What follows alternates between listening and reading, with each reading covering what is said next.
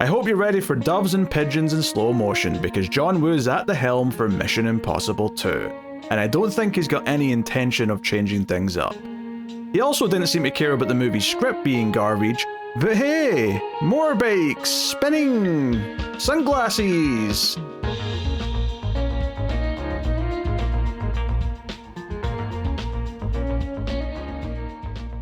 Welcome everyone to the Collector's Cut. I am Peter, and joining me as always is David.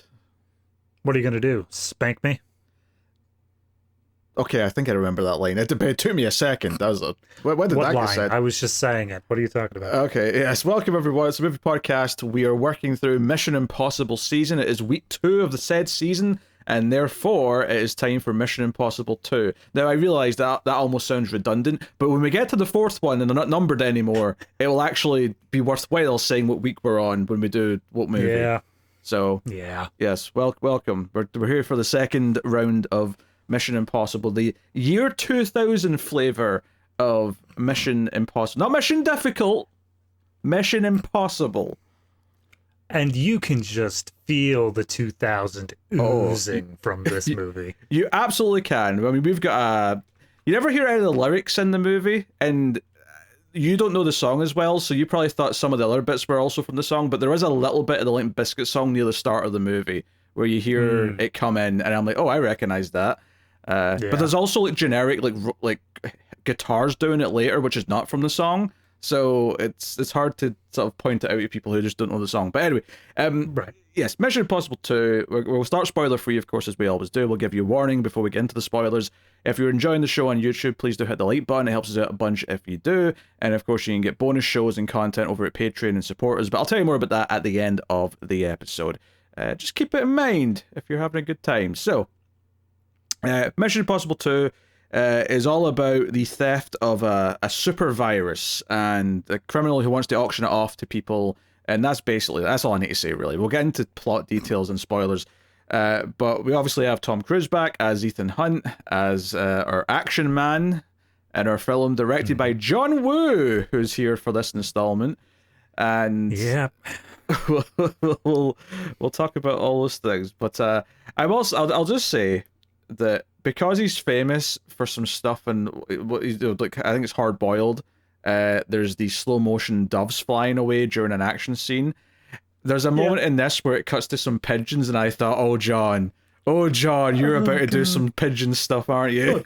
Look, it's not even that you go like, oh John, it's that he comes back to that well like 3 times over the course of the scene. Like, no, there wasn't enough. Do it again. No, do it again. How much of the budget was spent on birds? I want to know. What was the bird budget? I guarantee you too much.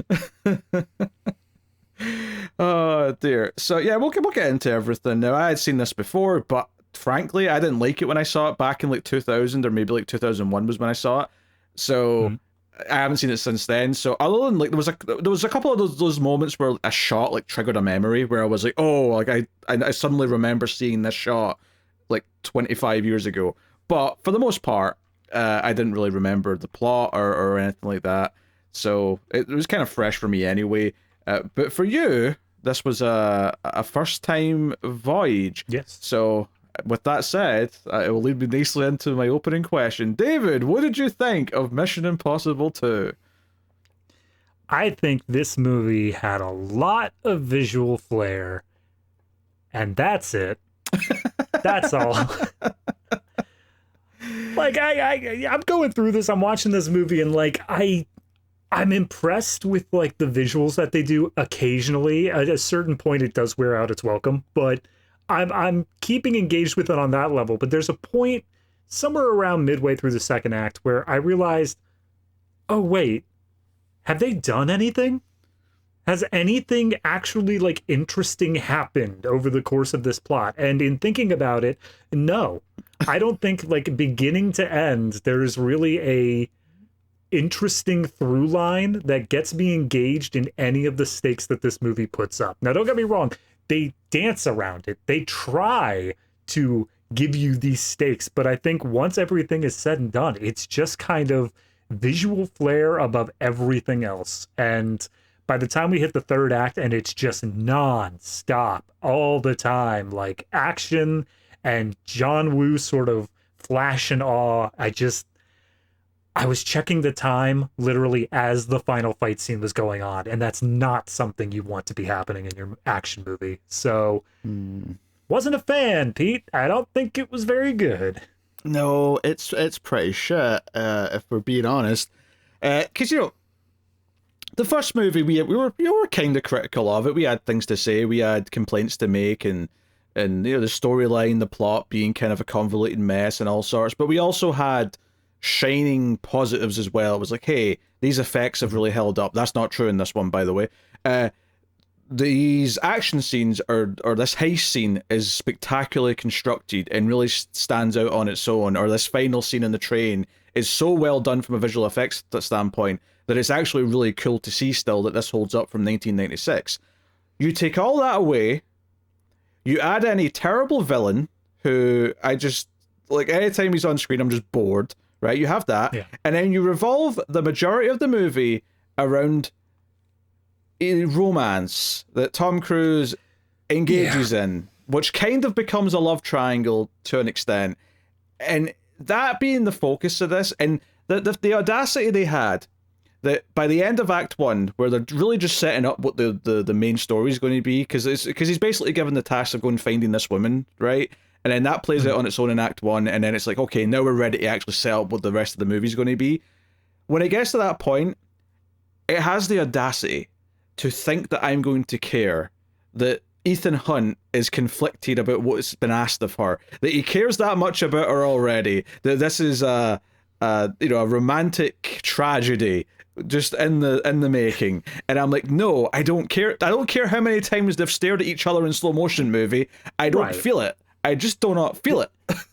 The introduction to her, as much as they want to push it for something bigger, it feels like a Bond girl. It just feels like this is the girl that's going to be around for this movie as a piece of eye candy. And as much as they want to say, oh no, they really do care about each other, it was at first sight, everything else they do in the movie suggests otherwise. Everything else suggests that she is just the Bond girl. So I never got engaged with their quote unquote romance. And even by the time that it kind of came to its height, which I would say is just before the third act, like massive breakdown, I was still just like, nah, she could die at any moment here, and I don't think it would impact the plot at all. Yeah. It's just a complete misfire of attention, and it feels like this movie falls into just all the tropes of the action movies of the time, and that kind of sticks. And it's not like I'm saying, oh, it's aged badly. I think it was guilty of this at the time, where it's like it's not doing anything exciting or interesting that stands out from other movies that had been made recently. And it's, like you say, it's very off there. And the movie it got me thinking of the most, not because it's got a lot of similarities, or you can definitely tell from an aesthetic that it's from the same era, but it was reminding me a lot of like watching the first Fast and the Furious, in the sense that it's from a franchise before it became what everyone thinks of it as the franchise. Like, by the time it gets to, arguably the third one is going to do it, but certainly by the fourth, it's like, okay, this is what Mission Impossible is as a series. But this movie is, well, despite having Ethan Hunt and a few details here or there and whatever, it feels more like a 2000 action movie than it does anything Mission Impossible. Even though they kind of like do a bit of a play on the, oh, we're going to drop him in a wire kind of things. They sort of do like a callback to the first movie. Right. And it has none of the same impact or weight. And it's not even because it's a bad idea. I actually think like, oh, we're kind of going to do a similar thing, but we're going to throw in a bunch of like other like wrenches to make it like difficult, or like have them have to improvise and completely turn it on its head. But they go through it so quick that there's no tension to it. There's like nothing interesting about it. It's honest to God, I think it's just John Woo saying like, look, I get it, I understand the tension of these sequences, everything like that, but how quick can we get to a gunfight? And that's kind of the driving force of all of the action in this movie, is get to the gunfight. It's funny you say that, though, because it actually takes a long time to get to the first gunfight. Yeah. I mean, unless you're counting a little bit of flirting in cars earlier on, right? There's actually not really an action sequence until after this sequence we're talking about, which is deep into the halfway part of the movie, maybe even a little after halfway. So while the back half is like overindulgent in like sort of choppy action scenes where there's far too much slow-mo, and a lot of the slow-mo is low frame rate slow-mo where they didn't like either plan for it or he just thought it was a cool aesthetic to have this kind of choppiness to it. But either way, that's what a lot of it is. Yeah, there was one bit, what the dangling out the helicopter bit, where he needs to like slowly lower himself over the edge, and so they show the little spool of wire, but they need to show it unraveling slowly, and they don't have that footage. So instead, they just slow down the fast unraveling footage to make it look like it's slower, and it just looks awful. Yeah, there's a bunch of that in this, but there's so much of it that I don't even think it's like a mistake. I think it is a choice. I think it's something that he likes. So I'm going to throw out this just so we can have it in the back of our minds as we progress. John Woo, reportedly, I don't have any direct confirmation of this, but John Woo reportedly, his initial cut of this film was over 3 hours long. Okay. He was then told, bring it down to 2 hours, and in the end was locked out of the editing room. And Tom Cruise was the one who apparently took control of this edit by the end.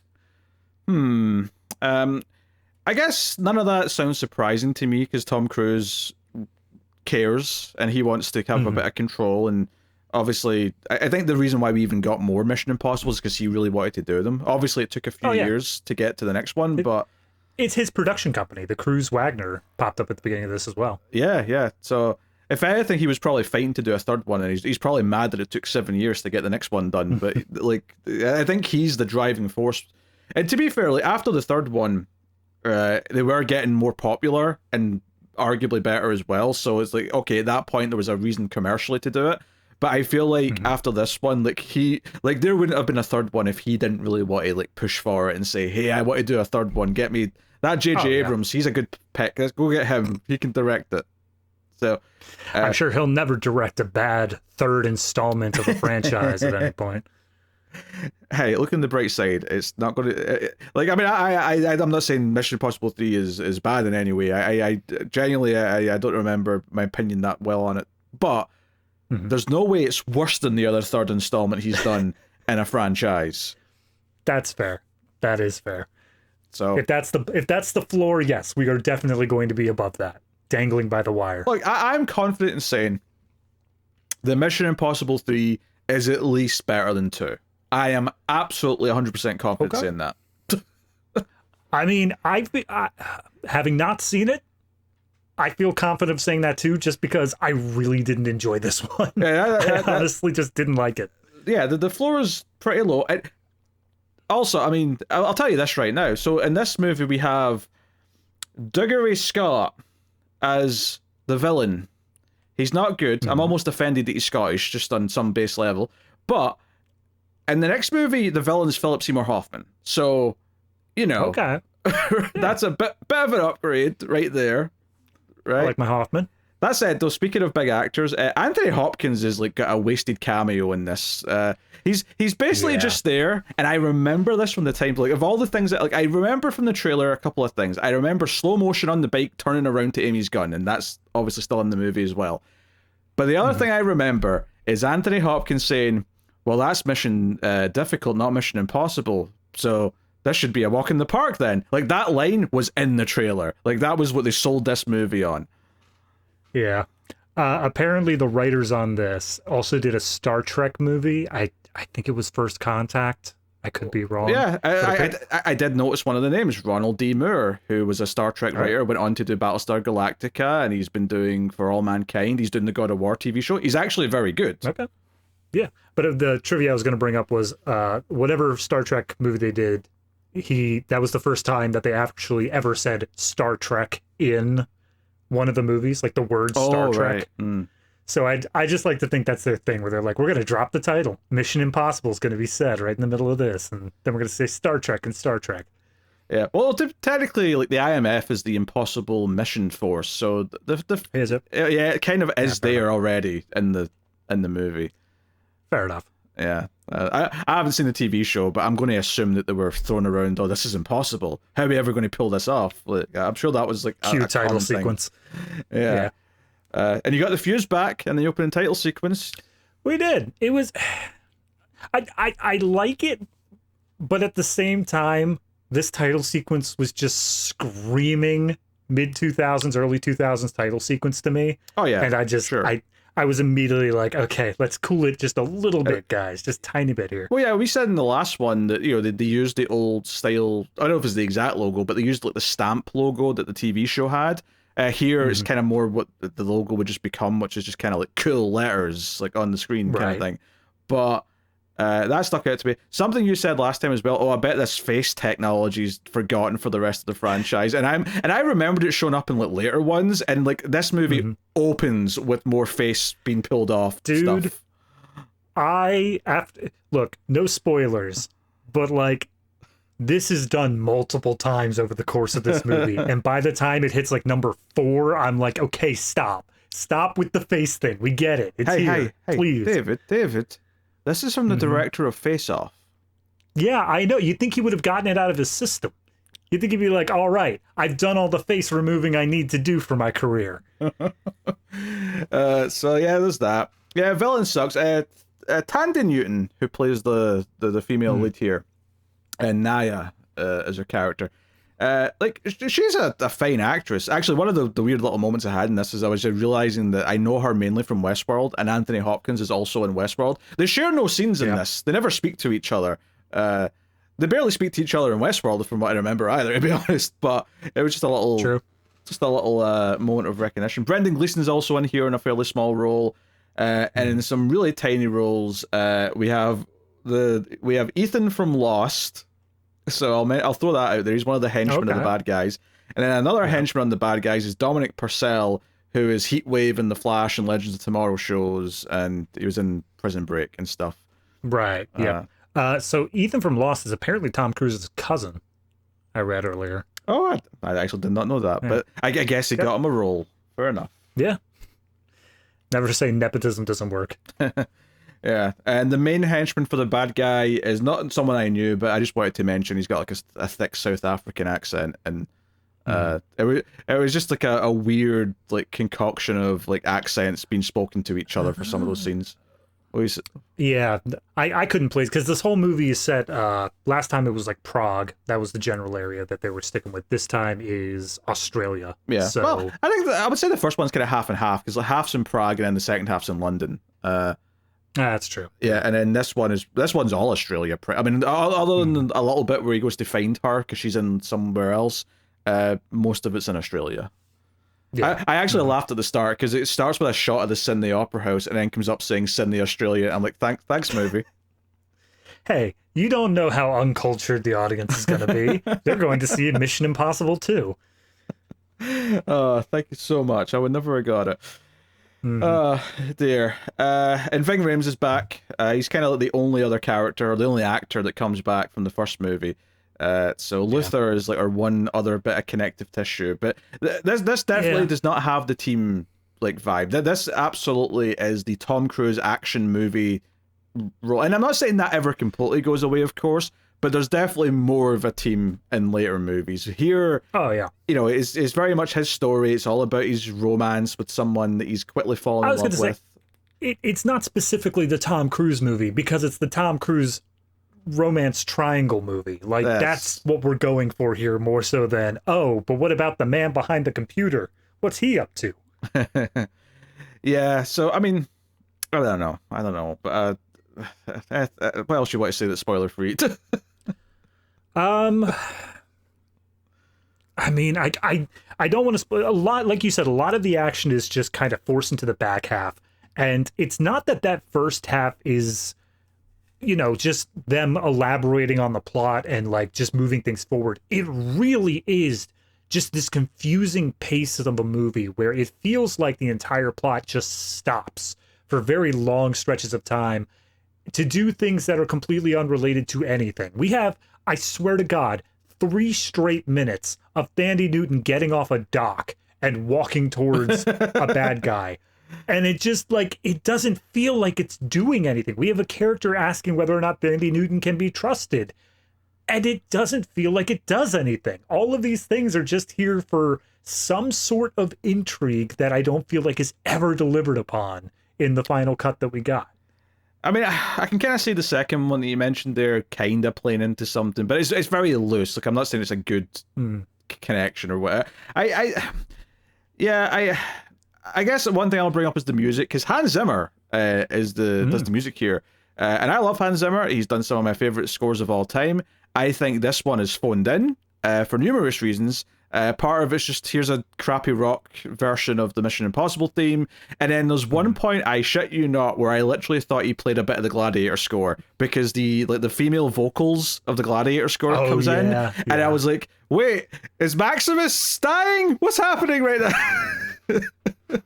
He's walking through the field. When you hit it right, you just nail it. You keep going with it. And it kind of went off and did its own thing, but there was definitely a few bars where I'm like, that just sounds like Gladiator. Hans, like, buddy, what are you doing here? To be fair though, if you watch like a cut of this movie without the music, to sort of sit down and take notes and go, okay, this is what I'm going to do. Right, I've got some ideas, but I need to see what the movie's like.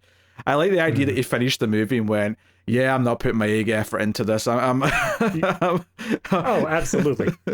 He got approached on back-to-back studio days for his orchestra. And it's like, all right, day one, you're going to be doing Gladiator. And he's like, all right, here you go. Here's the best I got. All right, day 2, Mission Impossible 2. All right, guys, just do what you can, and we'll figure it out in post. Yeah, that's just, that's freestyle it. That's just, we'll just jazz it. It's fine. All right, everyone here knows the Mission Impossible theme. Let's just lean in some heavy guitar. We'll just call it a day. Yeah, so that kind of stuck out to me as well. So I wasn't really enjoying the music, and the music I think was better in the first movie. I think the action was better in the first movie, and the effects, shockingly, are better in the first movie. There's scenes early on in this film on a plane, and every time it did a shot of the plane flying, it looks like absolute shit. I don't want to give the context for it yet, but the doves, the pigeons, like they had actual doves and pigeons, except for one shot. Yes. And that one shot was so incredibly over the top that the fact that there was a CGI pigeon flying in front of it and it caught my eye just says how bad the CGI was. Yeah. Well, I know we talked about how he has to like lower down on a wire again, kind of like the first movie. That entire thing's CG. Like the background is all CG. So you get all these quick cuts of like cutting to Cruise's face as there's this blurry CG going past as he's lowering, and I'm like, this just takes away any of the excitement of it, because you're not actually doing it. It's just him in a green room, pretending to be lowered. I mean, I will say this movie kind of opens up with him doing a mountain climbing, and from everything that I read, he did actually go mountain climbing. They just painted out like the wires. Oh, sure, yeah. I'm sure there was like some safety precautions taken, whether it was a net or cables or what. But I mean, I'm sure that's the start of his, like, because that became the thing of these movies, is he loves to do crazy stunts. But I don't think that was something that he did in the first one necessarily, or at least I don't think he had the power to enforce it in the first one. But clearly, I think with 2, he started like, okay, my adrenaline junkie life is coming into this, and then by the time we get to 3 and 4, it's like, okay, he's now in control. He's putting in at least one crazy stunt he's going to do for real, maybe barring a couple of cables or something, but for the most part, he's going to do the thing. It's actually him, not a stunt double, and that's the impressive part of it, which I'll give him credit for, is that when they actually allow the stunts to play out without quick cuts and CGI, I think they work pretty well, but it is just so over the top with the visual flair that it's never the focus. The stunt isn't the focus. The visual always is. Yeah, because that was the thing though. This started off and I saw those horrible shots of the plane and just how bad it looked superimposed onto its background, and I thought, this is so weird, because this franchise is legitimately known mainly for like a couple things, but the main thing is that this is the franchise that still does practical stunts as much as it can, and it captures them in a way that makes you feel like you're seeing it actually happen. And this movie, and it's not this movie's fault necessarily that it didn't know that the franchise was going to become known specifically for that, but this movie really sticks out as a sore thumb, because while 1 might not have had quite the same level of that by any means, the effects that were there actually hold up pretty well. That was one of the surprises we had. This one, it's like, no, this is everything. This is the antithesis almost of what modern Mission Impossible became in many ways. Throw in a bad villain and a shit plot on top of it, and you've got a real shit sandwich. So, Yeah. Yeah. Yeah. I there's so much more that like I don't even have like a big thing that I can point to outside of what we've already talked about. Like there's nothing that I'm holding back for spoilers plot wise. It really is just kind of death by a thousand cuts, where they keep on doing such bland and uninteresting things throughout that by the time it gets to the point where I feel like I'm supposed to be interested in all this, it just doesn't deliver. It just has no legs to run on. Oh, it also has that other thing that, movies, I mean, movies can feel this way anytime, but I certainly do find a lot of movies around this era feeling this way, is they really want to be cool, and they're trying hard to be cool. The moment Tom Cruise starts the third act in a leather jacket, I'm like, okay, I mean, I get it, the sunglasses. Yeah, the sunglasses. But the movie even starts with him, like, he gets his message in a pair of sunglasses, and it's like he's putting on the shades, and he's smirking as he does it because it's cool. It's a goddamn ad for Ray-Bans. Like, it's just the camera moving around his eyes as he's just like, da-da-da-da-da-da-da-da. Oh, God. Yeah. And that can rub me the wrong way, because it feels like it's like, just be cool. Don't try to be cool, right? That's the trick of it. It's the simple. I mean, it's not easy to do. I'm not saying it is, but if it was easy to do, then lots of movies would be doing it. But this is an example of it failing spectacular. And everything, honestly, the effect of it is that a lot of things in it just feel cheesy. The way it does slow-mo at certain points feels cheesy. Anything with the romance pretty much feels super cheesy. Or in some cases, just like, again, like, we're trying to be sexy. This is the eye candy moment. There's a shot at one point when he first meets Thandie Newton's character where it's looking at him, but you know how you do like an over-the-shoulder shot? This was like an over-the-cleavage shot looking down at him because he's on the floor. Right? Yeah. And that's literally the shot. And I thought, Jesus, movie, like, this, like, and it's almost like if the tone was different and you weren't trying to, like, sort of kind of take it seriously in a weird way, I might actually love just how batshit, like, some of the choices are. But the tone does not let me do that. Like, there's too many things that I just find so boring in this that I can't enjoy the crazy choices. Like, I would almost respect the audacity of some of the weird decisions John Woo made for action scenes in this, if it was something where I felt like, oh, we're leaning into it, and it's just meant to be a silly movie. But in a weird way, it's like, no, every time it starts talking about how much he loves Thandie Newton and he wants to save her or whatever, it feels like, no, we're meant to take this super seriously. Yeah. Yeah, no, that's... as much as everything else sucks, the romance sucks the hardest, because it is just impossible to get into it. There's nothing to latch onto here, because it doesn't feel like there was either enough given to us, if it was an editing issue, or I don't even want to say it's the chemistry between the two, but it kind of is. Like, I didn't get the vibe that they actually gave a damn about each other. It just was, it always felt from beginning to end like this was one of those, like, professional sort of, like, almost like the way some writers do, like the Batman Catwoman sort of thing, where it's like, you know that they can never actually be together, but they're going to be flirtatious anyway. So when they actually come at this as like, no, but I love her, it's like, no, okay, but you don't though, right? Well, it's right? not even just that. I mean, if it got to that point by the end and, like, going through the adventure made him realize, oh, this is actually love, that would be one thing. But it's literally the second they kind of connect, it's like, oh, this is immediately like a love thing. This is a romance already. Like, this isn't just flirtation until it finally happens at the end. Yeah, they go through one action sequence together, then they sleep together, and the movie's like 20 minutes in. It's like, okay, so they love each other now. That's what love is. You trauma bond, you sleep together, you're in love. Yeah. Trauma, by the way, which is not even because there's a bad guy doing anything. We'll get into that. Yeah. So just because Audi doesn't have automatic brakes. All right, I think we'll give the spoiler warning so we can just get into it and talk about stuff. Much like the first movie, right? So spoilers, just to make that clear. We're in spoilers now. Yes. Just like the first movie, right? Whenever they talked about, like, the data that was trying to be stolen, they were talking about who was looking for it and who the buyer is and all that, and it was kind of this convoluted mess. This one is not as convoluted in the sense that once it gets into it, it's pretty clear what they're all talking about, pretty much. But I will say that the very opening scene, which starts off kind of just on the scientist character injecting himself with something, and he mumbles something in an accent that it was hard to understand, and he says something about chimera, And I'm like, I got that he had to arrive in the other city in 20 hours, right? That part did stick out, but I felt like, okay, like what? But so not only is it kind of a bit of a confuddling opening in that sense, right? And the whole opening basically boils down to he injects himself with this virus, he goes on a plane, and he's going somewhere, and quite quickly we see that his contact, who he has a different name for, but it's Ethan, right? Ethan's there. Tom Cruise is sitting next to him. Dimitri, that was what he called him, right? He's sitting next to him, and he's his escort to get to wherever he's going in a different city. But there's a pilot who's in on bad things, who basically is going to like steal this case that he's got and get off the plane. They don't actually know he's been injected himself with this thing. They just think he's got the valuable thing in the case. Turns out what he had in the case was the antidote to the virus, so they don't end up getting the virus, only the antivirus.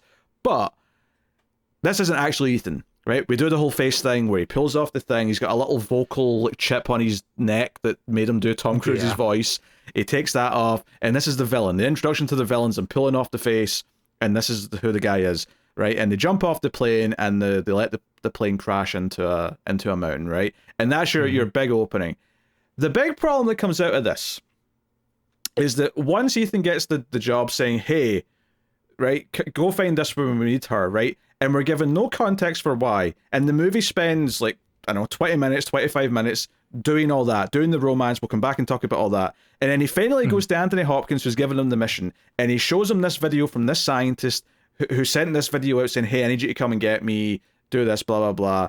And it turns out that this bad guy, right, Sean Ambrose, Dougray Scott's character, he actually worked for IMF. And he was sent with the Ethan mask by Anthony Hopkins because, hey, we couldn't find you and we need him to trust us, so we sent this guy and he betrayed us, right? Which actually was a little relieving because for a split second I thought he was going to have to go on the run again because they thought he'd done this.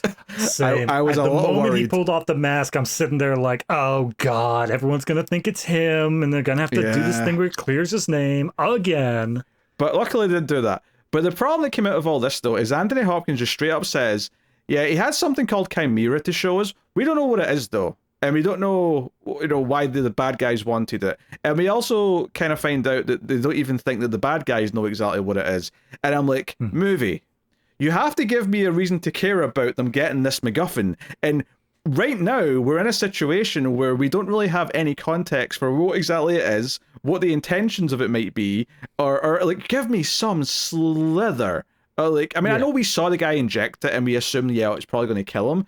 But I just feel like if one character just knew how dangerous it was that someone was going to try and like use this or sell this, it might add a bit of stakes to everything instead of just like, oh no, we're just going to take our time, like finding the girlfriend character so we can like do our whole operation to try and figure out what it is, why he has it, so on and so on. But there's no urgency for them to do anything because they don't even know what this thing is. Like, if they knew it was a virus that could potentially like wipe out the population of the planet, maybe they'd be like rushing their ass. But no, instead Tom Cruise is smiling at Tandy Newton and getting laid.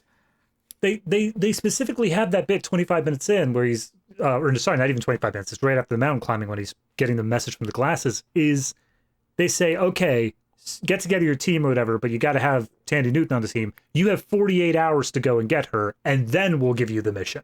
And I'm like, you're going to waste 2 full days with this virus out there, and like, it could easily have been sold and be done with in that period. But of course, we find out later, they don't even know it's the virus, so yeah, they're not caring. This is basically just a low-level D-tier mission to them. It's just like, we have to find out why they wanted it, because it could be something big, but we don't really know for sure. And that just, like, deflated all the urgency out of, like, what they were doing. Honestly, I was kind of disappointed with the fact of, it seems like there was zero, information searching done here. Like, you, at the very minimum, from a Google search, could find out that this doctor who was contacted, who sent this message, worked at a pharmaceutical company, a whatever pharmaceutical company. So you could at least assume it was something to do with medical anything. I don't even think they'd have to Google it, though, because this is someone who's worked with Ethan before, because he's already got contact with him. So they should know where he works. Yeah. But no, they're just like, what could he possibly want? I don't know. Maybe it's coffee. Whatever.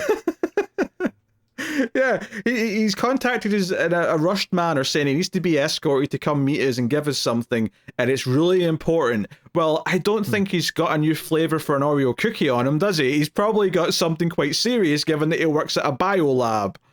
He's found Colonel Sanders' 11 herbs and spices. He's done it, the crazy bastard. Oh, but that's like, so to rewind, right? Right, so we get the opening with the plane, and that's whatever, right? And the plane explosion is this horrible CG explosion that comes at the screen so it can transition to Tom Cruise Climbing the mountain. And this kind of did feel a little bit self-indulgent. It's kind of like, okay, we're going to spend like a good couple minutes of watching him free climb this mountain and even do a big slow-mo jump to another ledge because he's trying to go up the mountain. And he gets up to the mountain, and it turns out, oh, he's just on vacation. This is what he's doing for fun because he's to be fair, this is just the real Tom Cruise speaking through, I guess. But, right, yeah. But I'm like, well, I guess it's just like, oh, it makes him look cool because this is what he does in his free time. That's it. That's basically because it's not like it, because if it paid off later where he had to climb something dangerous and it's like, oh no, they set this up because we know he's good at climbing, that would be one thing. But yeah, I don't think that happens. I mean, there's no payoff. No, to it. It absolutely doesn't. I was kind of okay with it because I just sort of view it as the like previously on sort of thing. Where in the last movie we had this thing where they were like torturing that one guy in the room, and then they take off the mask and show it was all fake. I kind of just took this as here's the thing that Tom Cruise was up to prior to the mission, and it was also badass because he's constantly just living a badass life. I was okay with it through that lens, but I do agree that there should have been something that like they took advantage of the fact that he is good at climbing stuff just to show his characterization at all, because otherwise he's just a badass. That's all you get from him. And don't get me wrong, of all the problems that I have said and I'm going to say about this movie, this little self-indulgence of watching him climb this mountain is not high in the list. This is fine. Like, I'm not mad at this being a bit of the movie. Right. I'm just acknowledging that it is a little bit self-indulgent because it's only here because Tom Cruise wanted to do it, is what I'm saying. By the way, I just couldn't resist. I did a quick Google of how long it takes to fly from Sydney, Australia to Atlanta, which they repeatedly said is where they're landing, which, by the way, is East Coast of America. So you got to cross the Pacific and then also the U.S. Yes. Absolute shortest flight time offered currently is 19 hours and 45 minutes. He's cutting it I don't close. think the doctor's making it. If he'd injected himself in the lounge at the airport, maybe. Maybe, possibly. And then he'd have to get the antidote in the lounge at the airport as he gets up. Yes. But he injected it at the lab and then went to the airport casually. So yeah, the time's a bit hairy. He wasn't making it. Can you imagine injecting yourself and then finding out like the flight's delayed? Yeah, he was taking some risks there. You know. Yeah. He was taking some risks. I even think because I don't think I even caught where he was flying to. So I wasn't thinking. I just assumed it's somewhere he can get to in time. Whatever. Yeah, they said Atlanta, and I was like, that's East Coast. He's in Australia. There's a little bit of a distance between there, and I don't feel like we can fly it at under 20 hours. Does that mean that a flight even just to the West Coast from Australia is like 16 hours, something like that? Let me see. Sydney to LA flight. I'm sure I'm getting put on some sort of list with all these searches. You're allowed to travel between Sydney and LA. Yeah, I know. It's just between various random cities without any sort of rhyme or reason. Yeah, so that's at least 17 hours minimum. Oh, interesting. I don't know. Yeah, that's much further than a UK to US flight. Oh, yeah, because that's the Atlantic. The Pacific is massive. I guess do you know what it is? It's because whenever you see a map, typically you see the Atlantic in the middle and the Pacific split in the sides because, we're looking at it flat. And the Earth is not flat, of course, as all of you know, because you're all intelligent people. Just, No, if you take a globe and you angle it at the right way, you can pretty much get just the Pacific showing and no land at all. Damn. Well. Yep. Well, that's a rough. That's a long ass flight. Just get up, stretch your legs, try not to die of explosions or poison or whatever. What's the longest flight? Because it's surely like Australia then to like probably middle of Europe would be the longest because you'd have to. I think I remember reading it's like somewhere in Asia to LA, but what was the flight they took in Inception? I know that was a long one. That was like That wasn't that long, was it? That was just like Japan to Was it? All right. Fair enough. the US. No, it was Paris to the US because they were in Paris, if I recall correctly. All right. So according to this, it's, by the way, my thing was with layovers. Like there was layover time included. Oh, sure. So that's the reason it took so long. So apparently continuous is 18 hours and 50 minutes between New York and Singapore. Okay. Interesting. Hey, you know what? Flight plans have changed in the last 25 years. Maybe there was a continuous flight from Sydney to Atlanta, which was, you know, sneaking it in at a more comfortable, like 15 hours or something like that. Yeah. You didn't have to worry about getting checked in by airport security every time you landed. I mean, delays. I mean, it was 2000, so they were very, very close to getting more check-ins, but not quite there yet. They dodged it. Oh dear. Anyway, so yeah, whole introduction, go find the woman, and that's all we've got to. That's what's so frustrating about this is like the goal at the start of the movie becomes just go find this woman and recruit her. It's important that she's in. We find out she's a thief, which is why it's easy to compare her to Catwoman because she is like a sexy thief. That's her whole thing. And the introduction to this, like their first meeting, where they're at this like party thing. Flamenco dancers. Is it South America we're in here? I believe so. I think they said Seville. Let me see where that's at. Yeah, Spain. So not South America. So not South America then. Europe. Okay. Yeah. To be fair though, lots of Spanish-esque stuff in South America. I don't feel too bad for making that mistake. But okay, so they're in Spain.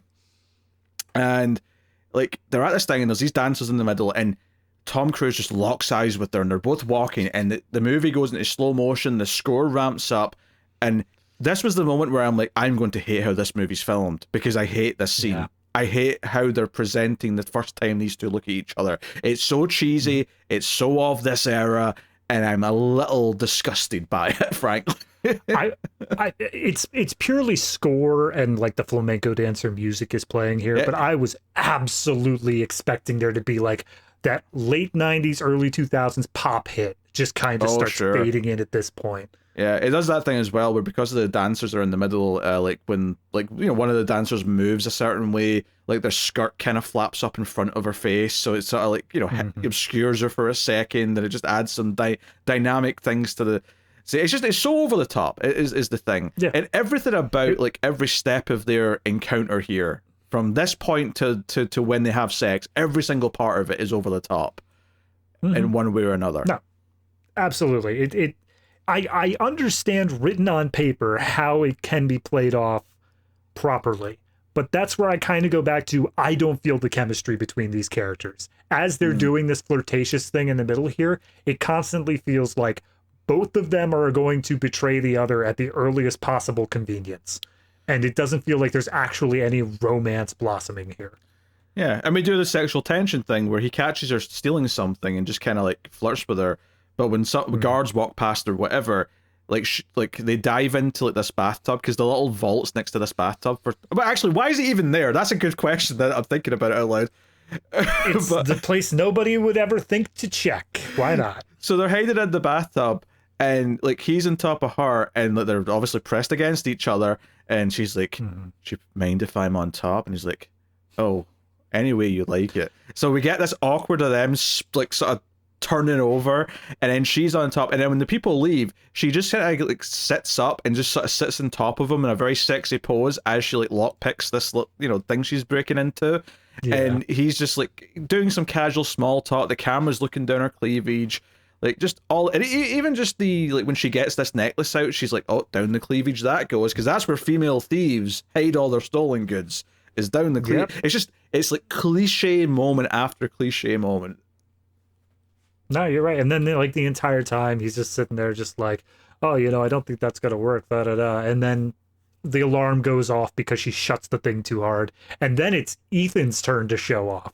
It's time for him to show how suave and debonair he is. He's already got a cover here. He's like the security guy here and tells the boss that they were doing a test and all that. And then we find out that she didn't set the alarm off. He did. Ethan just had a little like, you know, car like lock style buzzer that he just pressed. But he, as they're walking out, he forces her to give back the necklace under the disguise that it's their security testing or whatever. So she's able to walk free, but she doesn't get caught. And you're talking about that moment where the meet cute happens as how you hate how it's shot.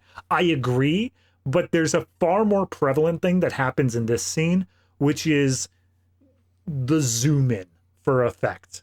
And it's just immediately, it happens like 14 times just over the course of like these two scenes of here and the car chase scene, and it doesn't get any better as the movie progresses. Yeah, because basically it's like the next day, because it's daylight now, and she's driven off in her car, and now he like sneaks up behind her in his car, and she tries to run him off the road, and they're going down this like a hillside road, so there's a lot of like drop and fall off, and like they're just being reckless and dangerous until of course it gets her into trouble, and she almost hits a car and she has to swerve. But all of this is just, it's like dangerous flirting because we're in a Mission Impossible movie. But the funny thing is though, is that there's nothing like this as far as I can remember. Like, I can't imagine any of the scenes that of this pair of characters having in this like 15-20 minute period. I can't imagine anything like that in the rest of the movies. And that's not to say that he doesn't have love interests. He does. But I can't imagine the way it's presented here being something that's done later. It feels so specific to like of its time.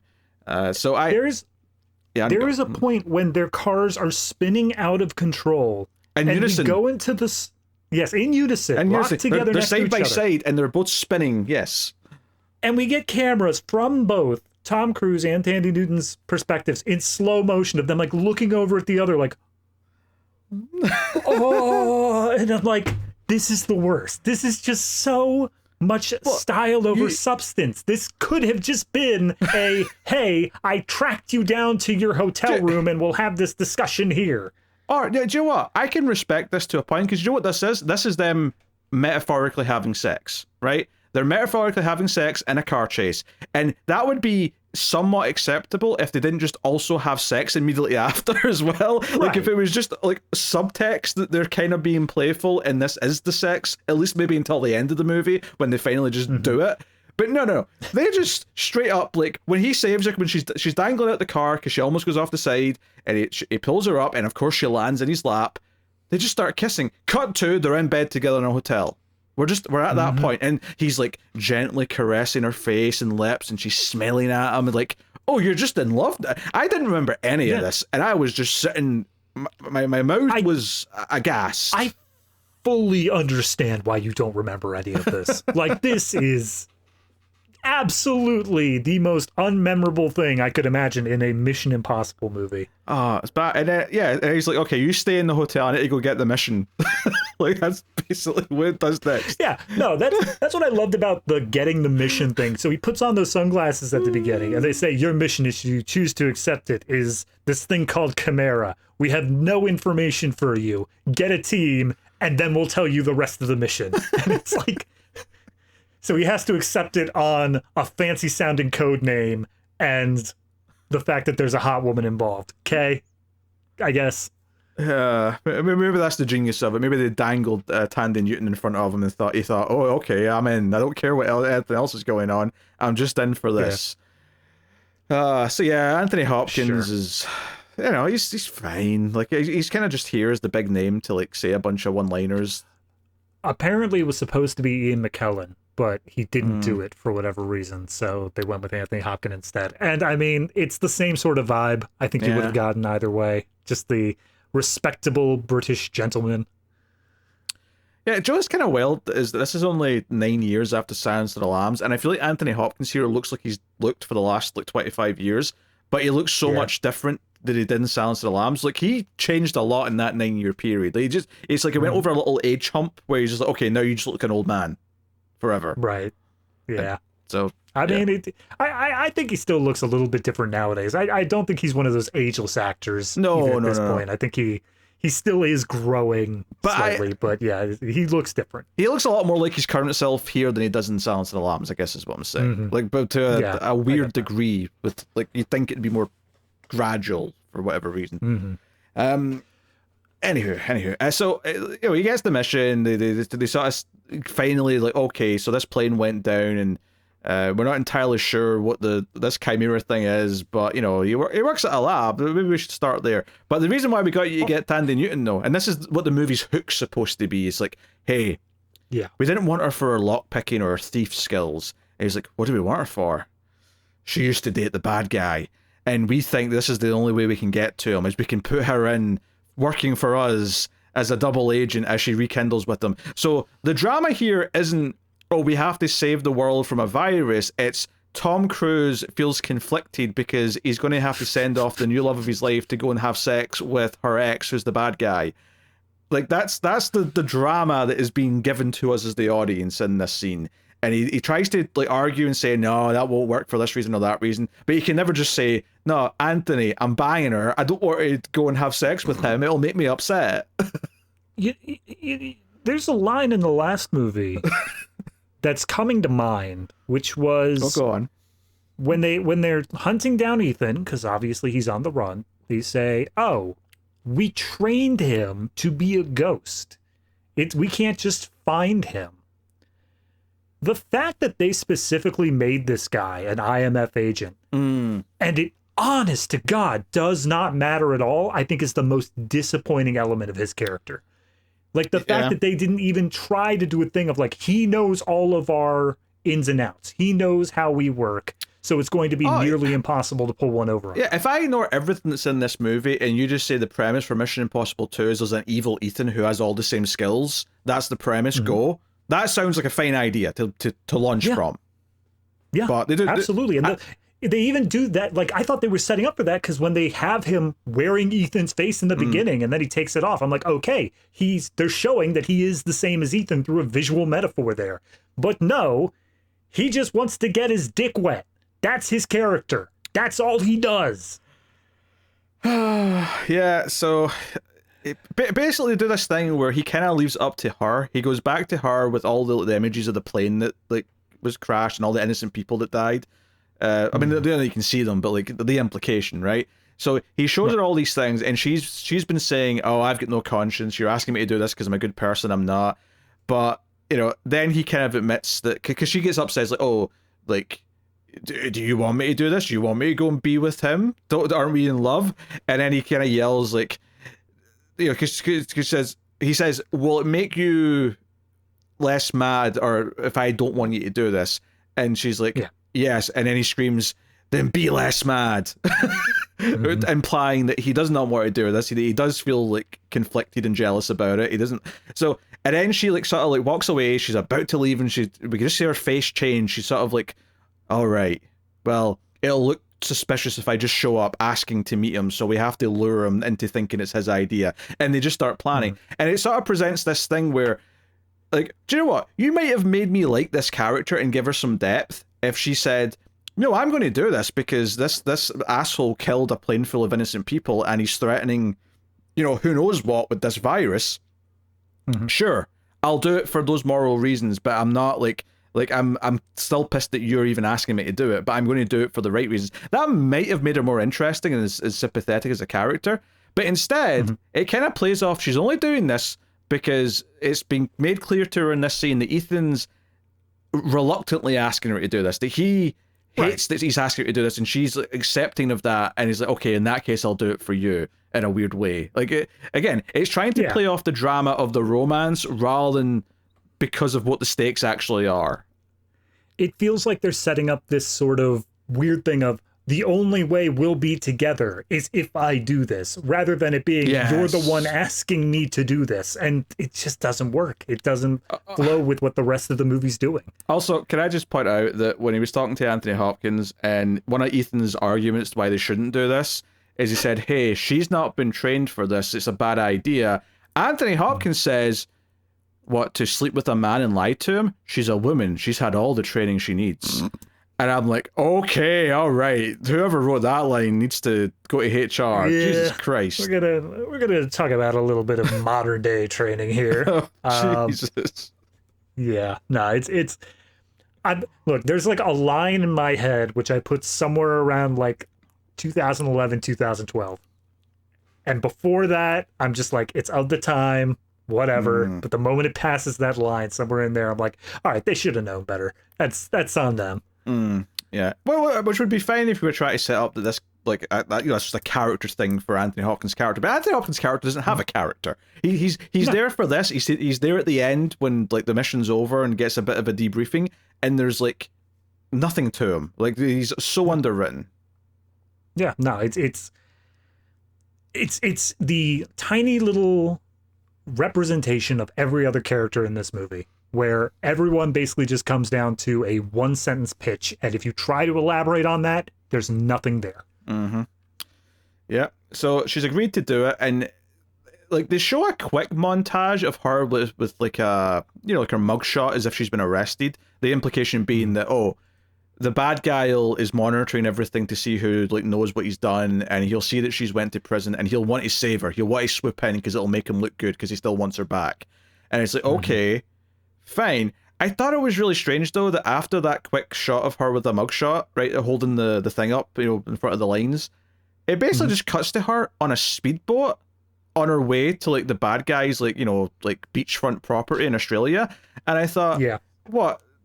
I mean, maybe it was cut out of the 3-hour cut or something, but I'm like, there wasn't like a single scene of like how they broke her out of prison or whatever they did. Yeah, okay.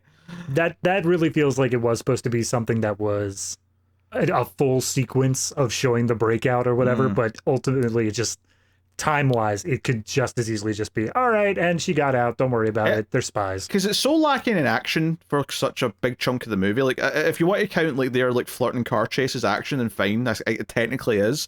But from that point till when we get the break-in to get the virus, which is like over halfway into the movie, like there's a long stretch of like no action. And I do wonder if the action sequence in the middle of that chunk was supposed to be the prison breakout.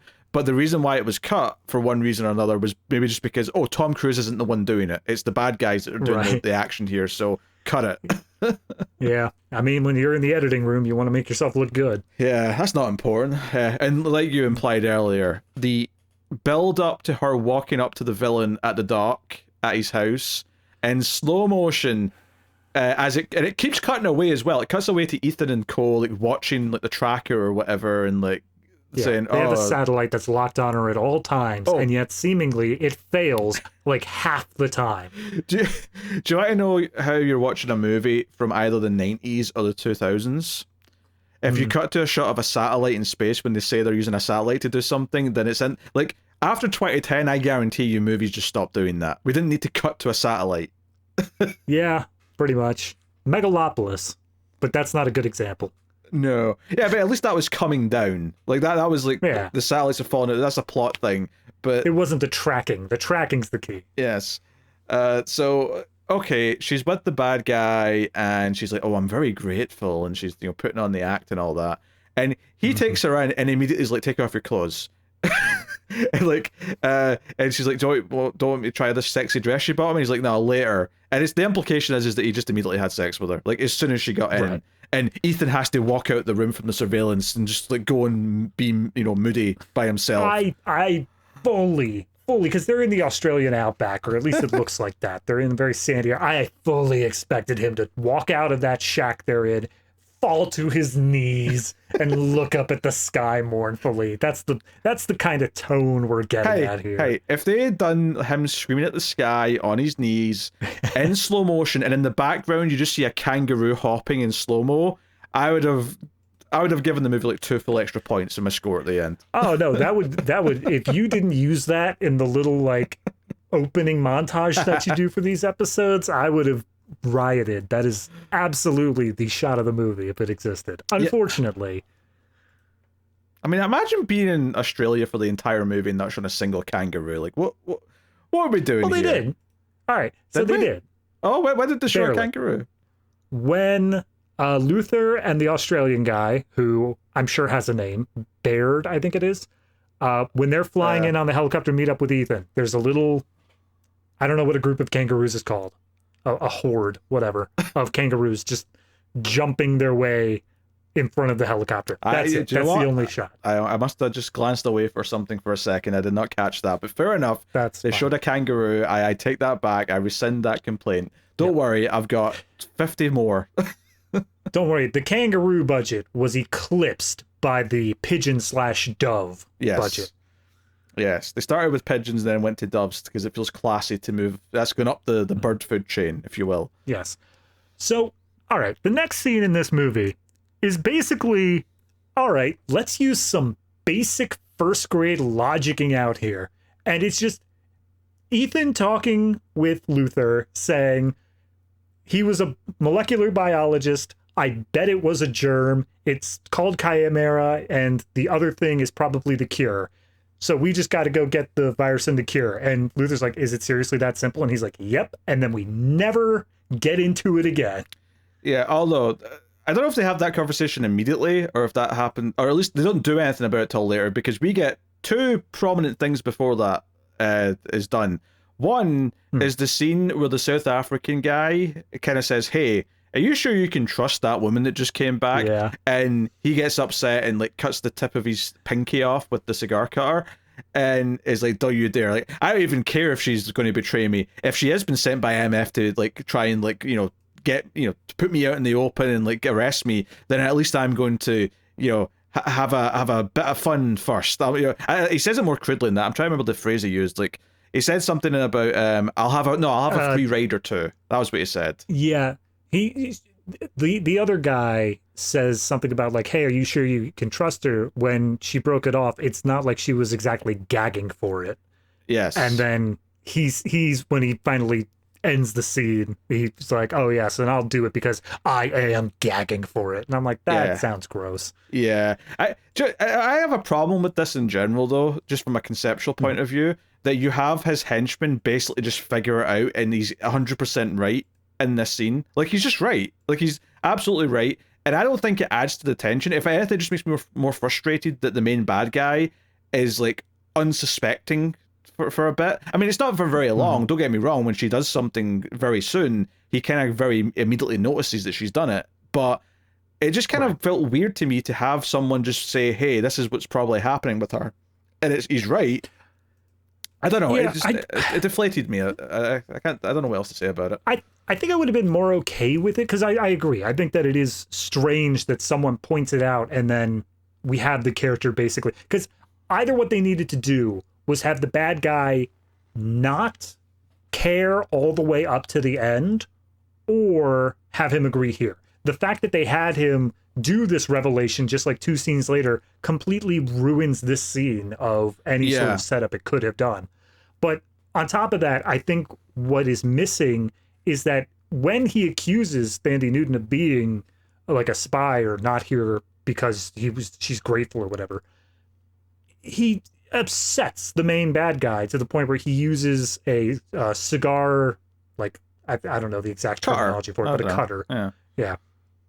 He uses that on his finger and like cuts off the tip of his finger. And I think they needed to establish now there's this little bit of bitterness between the two. Oh no. Because not only does he see it the way it is, he also got in trouble for it. He also got hurt. He is still the most loyal main henchman ever. There's not a shred of tension between them. It's kind of, or at the very least, if it sort of did this thing where it was like we'd do like a subplot where he's trying to prove for like several scenes that Thandie Newton is like not to be trusted. But that's not really what happens either. We do get this long sequence next at the racetrack, right? So they're at the horse racing, and this is something where the bad guy likes to go to spend money and like bet and whatever, and she's there. And they do a whole thing where like they secretly pass her like an earpiece so that Ethan can talk to her.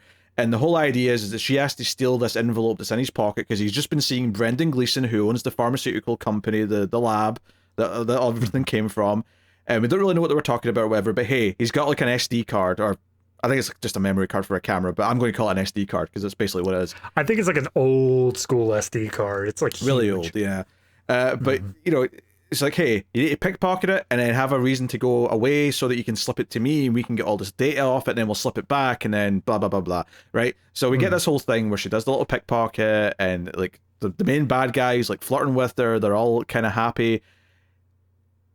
But the South African guy follows her, and our Australian guy who's like on the team now with Ethan has to kind of like, you know, pretend to get in his way to, you know, he gets really threatening. He's a bit of an ego problem, this guy. right? Yeah, Whatever. it felt like it was that felt like it was going to build to something else as well at some point, and it just never did. Well, that Australian character who flies a helicopter for Ethan would have had to have like a character with like a payoff later on, like because that almost felt like it was setting up for this Australian guy is going to be the one that takes this asshole down at the end because they've started this line of tension between them. And instead, no, he's for Ethan. Like, the Australian guy is going to have nothing to do at the end. Dude, you could have this Australian guy be in a wheelchair for how much he's just sitting in the helicopter and never does anything else. Like, this is the only sequence where he's actually involved directly in, like, the mission besides being general transport. Yeah, and just occasionally asking questions for the sake of them having to explain something for the audience. So because Luther's in it. He knows all the information. He doesn't have to answer or ask any questions about anything. This guy's the absolute audience avatar. Yeah, so they do a whole thing where she takes it off the envelope to Ethan, and he's got a camera there to read it, and it's sending it to Luther, and he's like getting all the data, and it's basically revealing everything that they didn't know yet, which is it's a virus. Here's how it works. I love how the data on the camera was edited so that it shows you like a CG model of what's happening to the cells, but then cuts to the guy who got the virus in the first place and how he died. And I'm like, they put a lot of effort into this. This has got B-roll. They really put some effort into sort of showing this off, which is this is their pitch. This is their marketing pitch, which was especially weird in the like, well, I don't know. Maybe Brendan Gleeson gave it to him, and it was coming from the lab, and this was their own record of what it was. Because I was like, why would he have to show Brendan Gleeson what the virus is? He knows what the virus is. His lab made it. But and then later on, he takes the SD card out of his pocket and uploads it. Yeah, I think they got it from Brendan Gleeson. Yes. But even then, like, it feels so overproduced. It feels so like, no, this is potential investors will see this, and then we'll get the money we need. I think that's why they want it. They want to show potential buyers of said virus what they're getting. But then why is it later on that Brendan Gleeson is essentially rebuying it back from them? Why would he pass the investors reel off to them and then say, okay, but like, let me have the virus because I'm a pharmaceutical company owner? Okay, this is a little bit wonky, but I think the idea is that Brendan Gleeson thinks they have both parts. They have both the virus and the antivirus. I don't think he knows that they only have the antivirus, because I don't think Brendan Gleeson knew that he's scientist man who died at the start of the movie injected himself with it. I think the assumption is that he just had both in the case, right? So I think this is them blackmailing him because they have this stuff to figure out more themselves about what they've got. Because that's the thing, even the villains didn't know, because that's something that Ethan brings up later, is like, you did this whole heist on the plane to get this case off the scientist, but you had no idea that the virus itself wasn't in the case, it was only in his body. So you actually sort of like gave it away by leaving him on the plane. Like you kind of like left it on the table, effectively. Yeah. All right, maybe this was just me. If we're skipping ahead slightly when he has that realization. Yes. Was that supposed to be a realization? Like, to the audience? Because the film is playing it as if, oh, you're just now figuring this out. But for me, I'm like, this seemed obvious from the first scene of the movie. I think it's meant to be a realization that the villain didn't know this, if that makes sense. Okay. Right? I think we knew that the virus was only in the guy's body. But I don't think the villain did, and I think the realization is meant to be that the villain, which honestly just makes him seem incompetent. It doesn't make him seem like a more compelling villain. That he's more dangerous. It seems like no, he's an idiot. He made this huge mistake. Yeah, basically, and then the rest of the movie is just like, all right, well, now we know, so we'll get the virus anyway. Yeah, just one key detail here at the end of the racetrack thing is that when Thandie Newton puts it back in the bad guy's pocket, she puts it in the wrong side, and that's actually how he kind of suspects that she's up to something. Which I will give credit for editing and script and all that. They make it very clear to the audience. They repeat several times, left pocket, left pocket, left pocket. And then when they show it being put back in, they very clearly show it's the right pocket. So from an audience perspective, it is very clear visually that she messed up this and that it may be her undoing. It isn't. It doesn't matter, but like it could have been. Well, it kind of does in a sense, because it provokes the villain into like testing exactly why she's there, and he does this because after Tom Cruise has told her, hey, like, I want you out of there. If you don't come out, I'm going to come and get you. And so we get a scene where Tom Cruise shows up at the bad guy's place, and he's got like a, you know, black hat and like stealth gear on, and he's like, hey, I've come here to get you. And she's like, oh, Ethan, I'm so glad to see you. And she, you know, goes to embrace him and whatever. And he's like, hey, I know I you know, like, you have to stay here. And she's like, wait, what? I thought you said, no, I should come back to you. Like, I thought I'd done my job and blah, blah, blah. And they say whatever. And basically, she's just kind of confirming a bunch of stuff.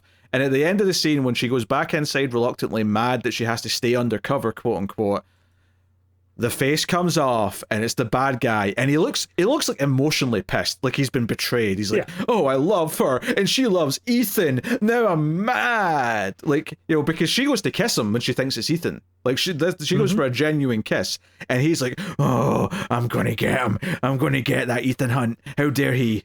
Like, look, okay, I get the moment. I'm okay with the moment in that they've set up that he has the mask technology and that he definitely already has Tom Cruise's face. I think it was a decent twist because they had Tom Cruise, and we know it was actually him, saying, I'm going to come and get you out if you can't escape. Here's my question. He didn't. Tom Cruise specifically said, I'm going to get you out. You need to get out of there. We need to do that now. And then he never came back for her. Yeah, I think what's happened there is that he was saying, get yourself out, and if you don't, I'm going to come and get you. But I think the plan was to do that after they do the heist at the lab. But obviously by that point it didn't matter. But they got interrupted. Yeah, because it does this thing intercutting where you see Brendan Gleeson get kidnapped and you think the bad guys are doing it, but it's actually Tom Cruise and co, because he does the face mask thing. He pretends to be the dead scientist and basically gets Brendan Gleeson to admit what his lab was making. The idea being that we create a virus that we also have the antidote for, so we can sell it, right? We create supply and demand, super evil, corporate, almost cyberpunk dystopian levels of, you know, greed, right? Yeah, we won't mention it later, but later on when he's like negotiating the stuff with Brendan Gleeson, he specifically says like, oh, we don't just want money. We want stock options. And I'm like, oh no, he's even more capitalist than before. Yes. Good, but good luck getting the antidote to the US with all the tariffs that are going to come in any day now. Just brace yourselves. I think they had a 25-year lead on that, but it's all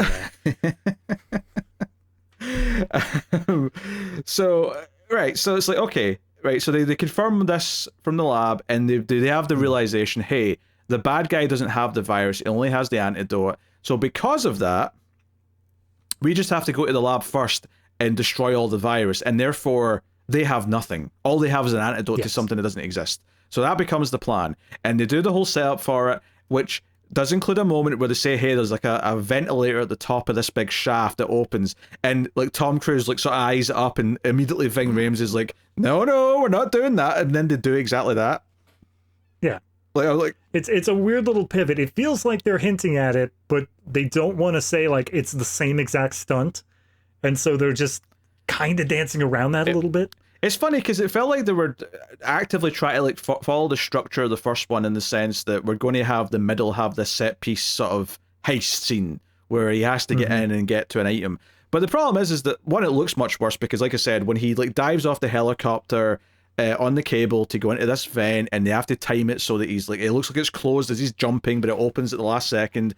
And it's like over the top, like trying to create tension, but it just feels really hokey because it's so like, why did he jump before they said, hey, it's time to jump? Like he almost put himself in danger by saying, no, I'm just going to jump now. You just make sure it's open by the time I hit it. Like, why? Like it feels forced for the sake of the extra movie tension. And then once he goes in, it's all these bad green screen shots of him going past like blurry CG. And look, there's maybe a little bit of fun of him like dodging the guard who's sort of looking through this window, and he's kind of like sort of, you know, up against the wall above the window, and then he's sort of, you know, diving to the bomb. It's like, in theory, it could be okay. But the problem with this is that the tension actually comes from the fact that this is intercutting with the bad guy saying, all right, that dick Ethan Hunt is probably going to try and get the virus before we do, and this is how he'll do it. He'll go in from the top because he doesn't want to hurt any guards because he's a goody two-shoes. So he'll make it easy for us to go in and kill the guards, and then we're going to get to the virus first, and we're going to take her with us as a potential human shield. So my critique for this scene is that, again, it feels like it's mainly just building up for the sake of let's get to the gunfight. But even then, the comparisons to Mission Impossible 1, I feel, are very apt, because what Mission Impossible 1 had was a very simple set of rules. Yes. It set forward, like, you can't do this, you can't do this, you can't do this, and if you get caught by this guy, you're done. Like, that's all they had, and they managed to make this scene that the audience could very easily follow whenever they were going to break one of those rules.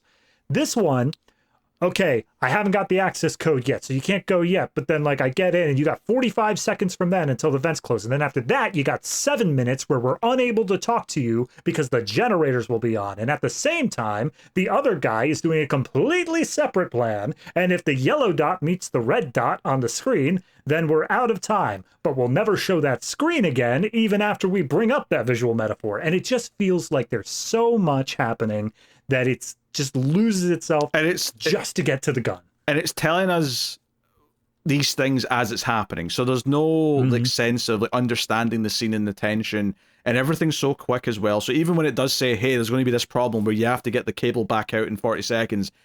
Yeah, okay, that happens, but it's over. And it's like, okay, that's done now. So it doesn't matter. Yeah. Whereas in the first movie, when they're doing the heist, all those rules, for the most part, mattered the entire time. So it was like always this danger of making a sound, or always this danger of like hitting the floor, or danger of the computer guy coming back to the room. Like, these were all things that felt like they were possible to happen. Don't get me wrong, I think on paper, again, much like the idea that you said to me, if the second Mission Impossible, we've got an evil Ethan Hunt who has all the same skills. I do kind of like the idea of, okay, we're going to set up a similar heist in the second movie, and it feels like, okay, we're going to see Ethan do the same thing again. He goes down a cable, but the evil Ethan Hunt just crashes it in the middle. So all of the plans go out the window, and he has to think on his feet, because someone who's just as bad is predicted what he's going to do and completely messes it up. I actually think on paper that's a good idea. The problem is all it really amounts to is they come in and start firing their guns, and we get a lot of guns firing backwards and forwards, crappy low frame rate slow motion, and that's kind of it. That's all it really is. And then he pulls out Tandy Newton and says, hey, look who's here, Ethan. And he's like, oh no, I care about her. And this is my girlfriend. I mean, and at this point, he's like destroyed like most of the virus. He was getting just the stuff that was left in the little injection guns, but there's one injection gun left, and it's fallen to the floor in the middle of the gunfight. And the main bad guy's like, stop shooting, you idiots! If you hit that little gun thing, it might expose us all to the virus. Blah blah blah. And I'm like, why do you care? You've got the antidote. But whatever. Well, that's the last batch in that. In order to make the antidote worth anything, he needs that virus. It's not that they're going to get exposed. It's that he needs it to stay intact. I get that. But two things on that. One, he specifically says that'll expose us all to it, as if he's more concerned about their health. And two, there's also an implication later that they can maybe get it from her. Like, they can get it from someone who has it. So if they get exposed, then they can still get it. Anyway, it doesn't matter. The point I was getting at, though, is that the second this gun is lying there, I didn't remember this from the movie, but I'm like, okay, from the start of this film, they've told us that once you're injected, there's 20 hours until it's a point of no return. I'm like, okay, either Ethan, but more likely than not, it's going to be the love interest who for some reason is going to get injected with it, so that we have to pretend that we care about Ethan getting the antidote in time to save her. And that's what the entire back half of this movie is going to be about, more than anything else. And sure enough, they send her out to go pick it up because she won't get shot by Ethan, right? So she's like the little mule to go get it. And she has this moment where she sort of looks over at Ethan and she's looking at herself and she's like, the morally right thing to do to stop this from getting out there, I'm going to just inject it into myself, because then they can't get it. It's like, and I'm like, see if you'd set up the character in any way to feel like this was the conclusion to an arc, where it was like, okay, she was toying with this idea of doing the right thing, and then this is the ultimate self-sacrifice. But of course, there's still a chance she could be saved because there's a 20-hour countdown. So we have this countdown element. And then I got pissed off because after Ethan, like, you know, shoots his way out of this scene and we get more crappy slow-mo and he like jumps out a hole that he's made on the wall and whatnot, right? He has this moment where he's like freaking out because there's no escape that both of them can take. Hold on a sec, right? there's a lot of things to say about this section, but as soon as they get out of this building, they do a time jump to the next day, and it's like, oh, Right. we've only got like an hour left before she's dead. And I'm like, you gave yourselves a 20-hour time limit, and then I mean, maybe it was cut out, but you did nothing with that 20-hour time span. You just jumped immediately to, oh, it's almost over. Yeah. What are you doing? No, it's absolutely insane. And all I can think of is that they did this specifically in order to say, we want to film the sequence where she gets injected at night, and we want the sequence where she gets healed during magic hour. And that is 20 hours. That's how long that's separated by, because there's no other reason for it. There's no reason to separate it by that long, except that time-wise, that's how long it would need to be. Yeah, it's when she makes the decision to inject herself. That's when the lady singing from Gladiator comes into the soundtrack. So just pointing that out. There's also a whole bit here where they know about Ving Rhames in the van, and they plant a bomb in the van, and he has to like run out, and it's just like a little extra thing for potential tension, I guess. But I mean, it just kind of feels so tacked on. Yeah. They do a bit where they show his jacket getting caught, and then like he's struggling to get to the door, and they don't ever actually show him escaping. So I was expecting it to be one of those moments where like, oh man, they got Ving Rhames too, and then he just shows up and he's like, nah, I made it out fine, I'm good, whatever. Nah. But no, they just, like you said, time jump ahead, and he's just like, yeah, they busted up my laptop, the bastards. Yeah, you see it. Like, you either show him escaping, or you hold back the reveal for a big moment where, oh, he's not dead, you didn't see a body. But no, they sort of just wait until the end of the scene and then show that he's okay. And I'm like, oh, that was kind of weird. So, also, the fact that he knows there's a bomb because he sees the reflection of the timer in the puddle in the mirror. So he's looking at the side mirror of the van, and he sees the reflection in the puddle. So he's looking at a reflection of a reflection, and the timer's in the puddle. And I'm like, that is such a specific like line of sight that you have to see that. I would be far more, like, it's much more of just make up Deus Ex Machina stuff, but I would have believed far more to just say, oh, you've got sensors on the van. Like, if there's some sort of anything is attached to the van, it sets off a little blinking red light. Like, I would have believed that. You got spy stuff going on here.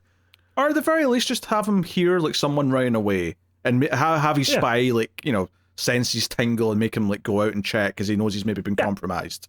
Easiest thing, he hears, like, he looks out the rearview mirror, and instead of seeing the bomb, he sees someone like running away. He opens the door, he sees the bomb, he goes back for the laptop, his jacket gets caught. You get the whole rest of the same scene, but it's not this strange little game of telephone of mirror to puddle to under the truck. And also, I really do need to comment, I was briefly bringing it up, is that this sequence where they're pinned down, the security guards for the building have come in, so now it's a firefight between the security guards, Ethan, and the bad guy, all in like a three-way thing.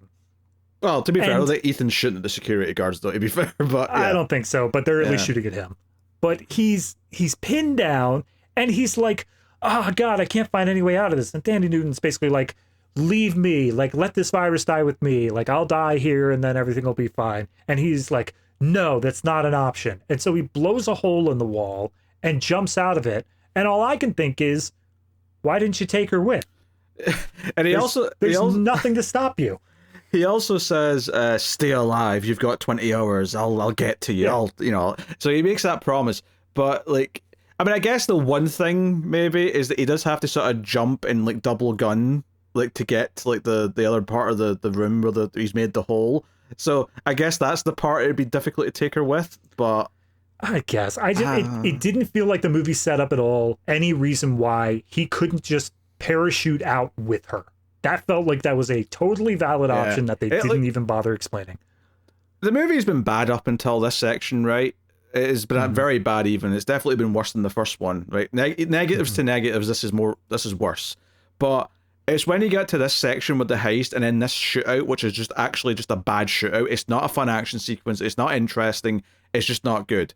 This is where you realize, oh, there's no redeeming this movie now. Because even this, like, this is supposed to be the big set piece in the middle. And it just was not entertaining. It was not tense. It wasn't fun stunt work or anything like that. It was just bad. So Yeah. if this part can't deliver, then nothing is going to deliver. And sure enough, that's kind of the case. Unless you really like slow motion bike riding later on, in which case you'll get some of that. Oh. But God, I know John Woo does. oh dear.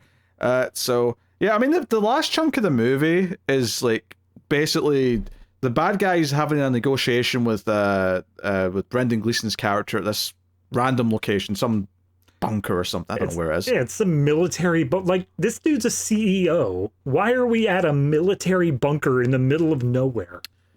It's discreet. I don't know. Sure. So we've got that going on. Tandy Newton's been left in the middle of Sydney. The idea being that there's the villain's like, hey, she's going to spread it amongst people. I guess the idea is that after 20 hours it's contagious. Although I don't know if they actually said that earlier on. Maybe they did, and I just missed it. I don't even think it matters whether or not it is contagious. I think it's more so the fact that they're going to spread it and then they'll have the cure ready. So they just need a bunch of people to die, get people panicked, and then make the cure. So it doesn't even matter at this point whether it's contagious or not at the mark where it matters. Like, if it's contagious now, then great. That also works. True. But I feel like just for the movie's sake, they'd have to address that other people have already been infected with it. So I think it's not contagious until the symptoms kick in, I guess. I mean, I half agree, but every time we cut to Tandy Newton, we just show her on the edge of a cliff. Like, she's not in the middle of town. She's wandered her way out and is contemplating suicide. They make it clear that she's wandered away from the population and she goes to this cliff edge, but like she is. They specifically say we see her in a car. They specifically say they let her out in the middle of a city, a populated area, and I think there's one or two quick shots of her like sort of looking over at people and going, "Oh, I can't be near them. I am a danger to them. I must go." I must have been dozing off between those shots because I didn't. It was very quick, but there was definitely a couple of shots of her walking that were kind of like that, and then. Yeah, she's just on a cliff's edge. This idea that she's going to take herself out. So the entire third act action scene is playing out, and we occasionally cut to her at a cliff edge. So she's standing at that cliff edge for a considerable amount of time, right? So 3 hours, yeah. Yeah. So basically, they know where the bad guy is. I kind of miss why they knew where he was. I assume they bugged Brendan Gleeson or something. I don't care. Doesn't matter. But yeah, whatever. Ethan goes in, and he's like doing his best Metal Gear Solid stealth stuff, except his technique to take out the guards when he's being stealthy is to run up and like drop kick them.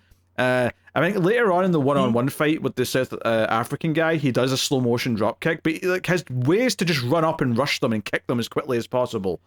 Yes. Now, just to be clear, when you say drop kick, this one in his fight he does is a front flip somersault into the kick that lands on the chest. I'm not talking about that. I'm talking about an actual drop kick. You're not talking about that one? He does an actual drop kick at one point where he jumps up both feet and kicks him in the chest. Yeah. He does that in slow motion later. Yes, he does both a front flip at one point where he does like a kick as the leg's coming down. He also does like a back flip at one point that kicks the gun out of a hand. So for some reason, and this is the only one of the movies where Ethan is all of a sudden like this like martial arts parkour like guy.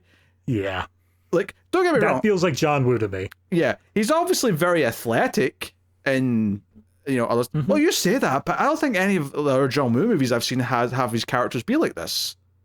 No. I feel like this is Tom Cruise and John Woo mixing. This is like John Woo would want to do this, and Tom Cruise is like, I also want to do this, and this is just the only time this happens. Yeah, but I'm saying though that even like Hard Boiled or even something like Face Off or Hard Target that I've seen from John Woo, like none of his characters are like even when he's got Van Damme, yeah, he's very kicky, of course, but he's not doing ridiculous flips into kicks and and that's what I think Tom Cruise is bringing to it. That's where I feel like he's pulling his weight as producer and saying, let me do an awesome flip kick. You gotta remember, Matrix came out the year before and they are definitely trying to ape on that a little.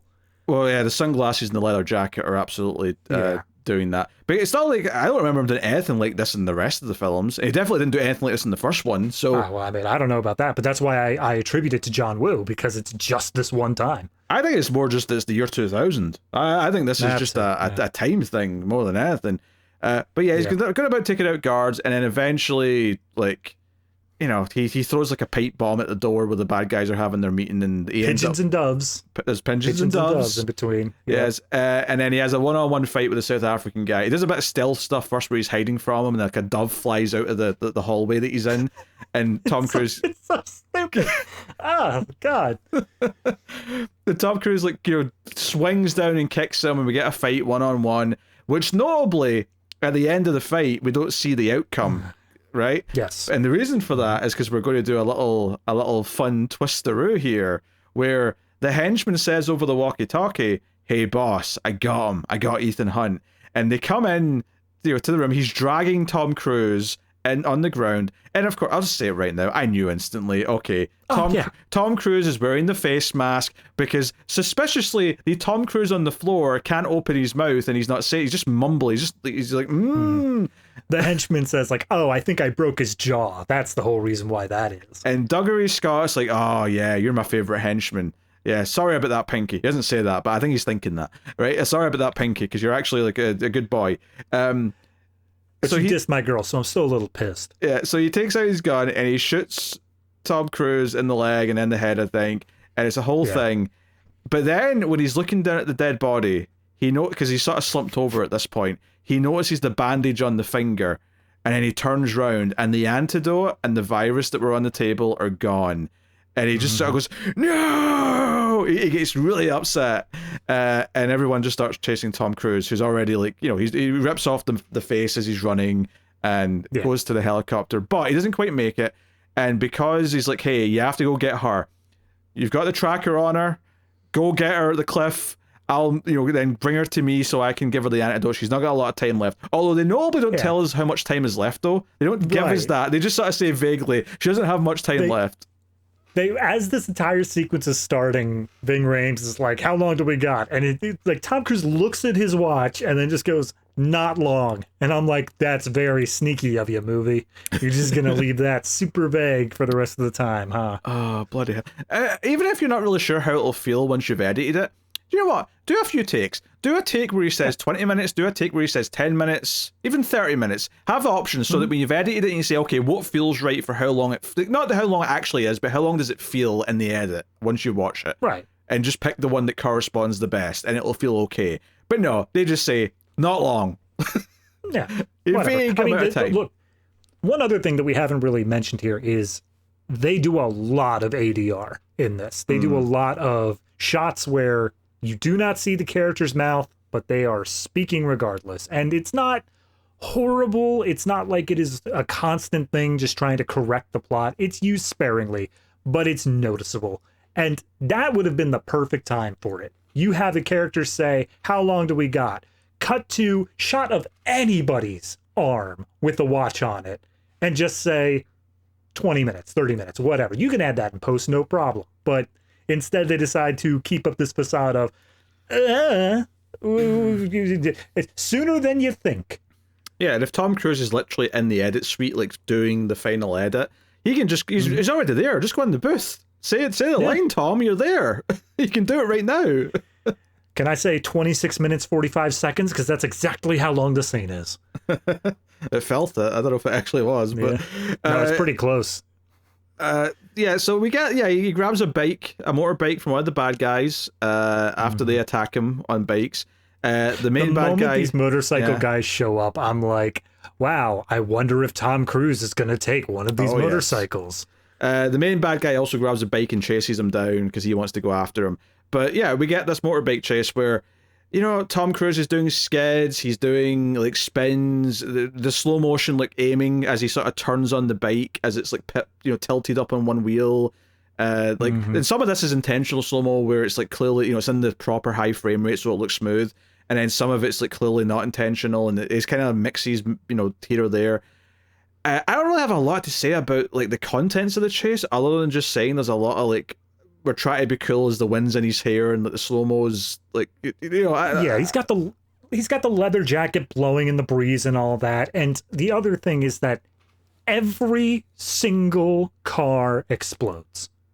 They do not let a car go unexploded, even when it doesn't make any goddamn sense for it to explode. So the first one's hit by a rocket launcher from Ving Rhames up in the helicopter. Fine, understandable. Second one, he shoots the, like, where the gas would be put in, not where the gas tank is, but where the gas, like, nozzle would go, filling it up.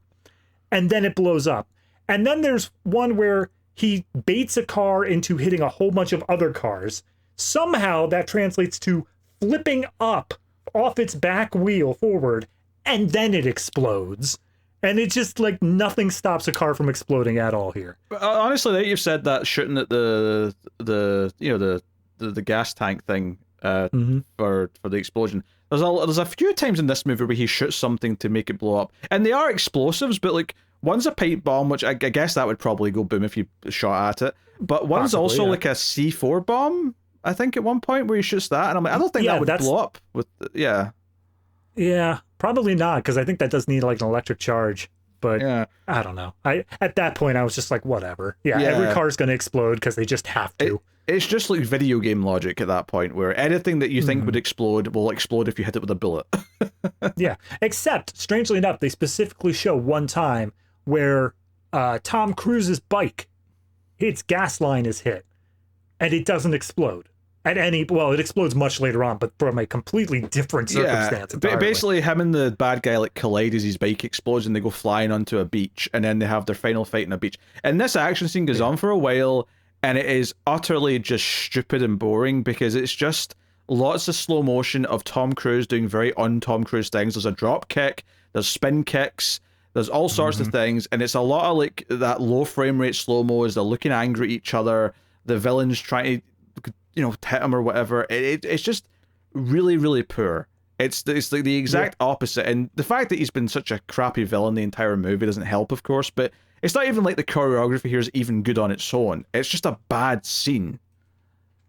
Yeah, no, you're right. I want to say, I read a trivia here that this ending fight scene between Ethan and the bad guy, it says Tom Cruise shared with director John Woo his love of Bruce Lee, so they used that as inspiration for the final fight scene. And I don't know about you, I don't feel Bruce Lee here. Well, it just so happens we just did Bruce Lee season right before this season, and I think I'd recognize some Bruce Lee inspiration. And I mean, maybe if there was some like, I don't know, like a moment where Tom Cruise got crazy eyes, where he did look at some slow-mo after a kick or something, but there's never anything like that. Which is strange, because Tom Cruise just lives with crazy eyes at pretty much every other point in his life, so... Dear, I don't...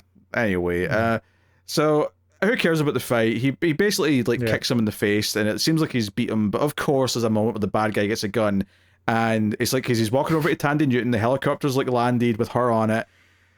The bad guy's like up, he's got the gun, and he's pointing it at Tom Cruise. And I'm assuming at some point earlier in the scene, we saw Tom Cruise's gun get like covered in the sand. I'm sure that was there. I don't remember it, but I'm sure it was there. But Tom Cruise is he's back to the bad guy. He's getting ready to turn around, and we get the most ridiculous year 2000 moment that you could possibly imagine, where Tom Cruise kicks the hidden gun up into the air, so the sand in slow motion is like sprinkling everywhere as the gun rises, and he turns and grabs the gun as it's falling in slow motion to shoot the bad guy. And I cannot just, it's the most ridiculous year 2000 moment you could possibly think of.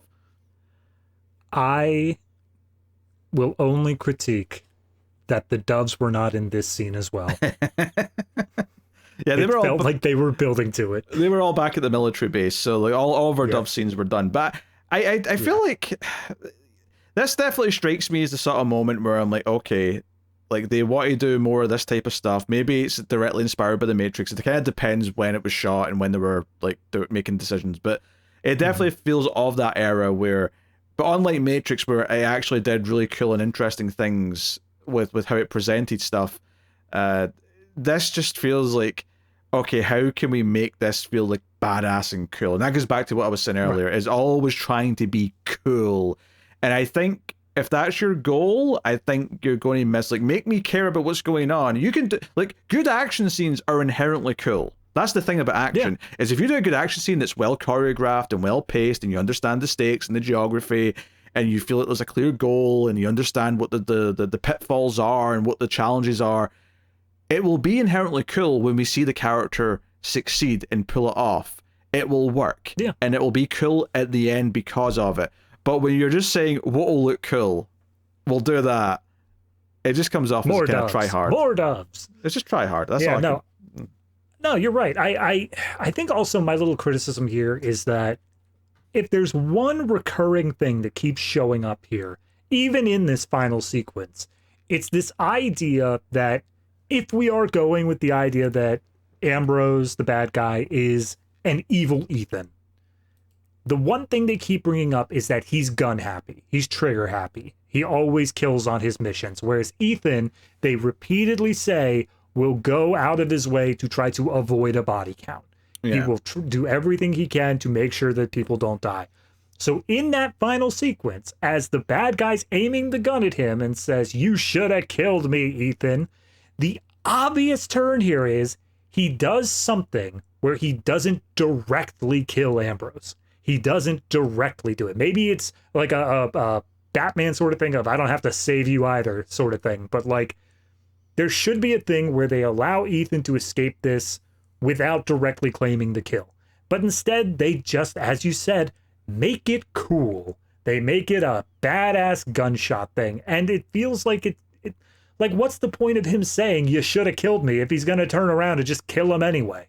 Like, that's not anything for the character. That just makes it feels like, oh yeah, I forgot. My bad. Thanks for reminding me. Yeah, so they give her the antidote, right? And we basically just have a couple of scenes left. One is Ethan talking to Anthony Hopkins again, who's like, yeah, everything's a done deal. We're going to expunge your records, because that's what was promised to her. Your record will be clear from all the major agencies if you'd help us. So they do that, and Ethan still pretends that he's not got a romance with her, and he says he's going on vacation, and he's like, oh, where are you going? He's like, well, if I told you, it wouldn't be a holiday, would it? And that's like a callback to their first interaction back at the start. Yeah. So the final scene of this movie is he just walks into a park near the Sydney Opera House, and Thandie Newton's standing there, surrounded by children playing. She turns around and smiles. They embrace and they walk off as the camera rises up to reveal the Opera House, and the Mission Impossible theme kicks in. Fade to credits.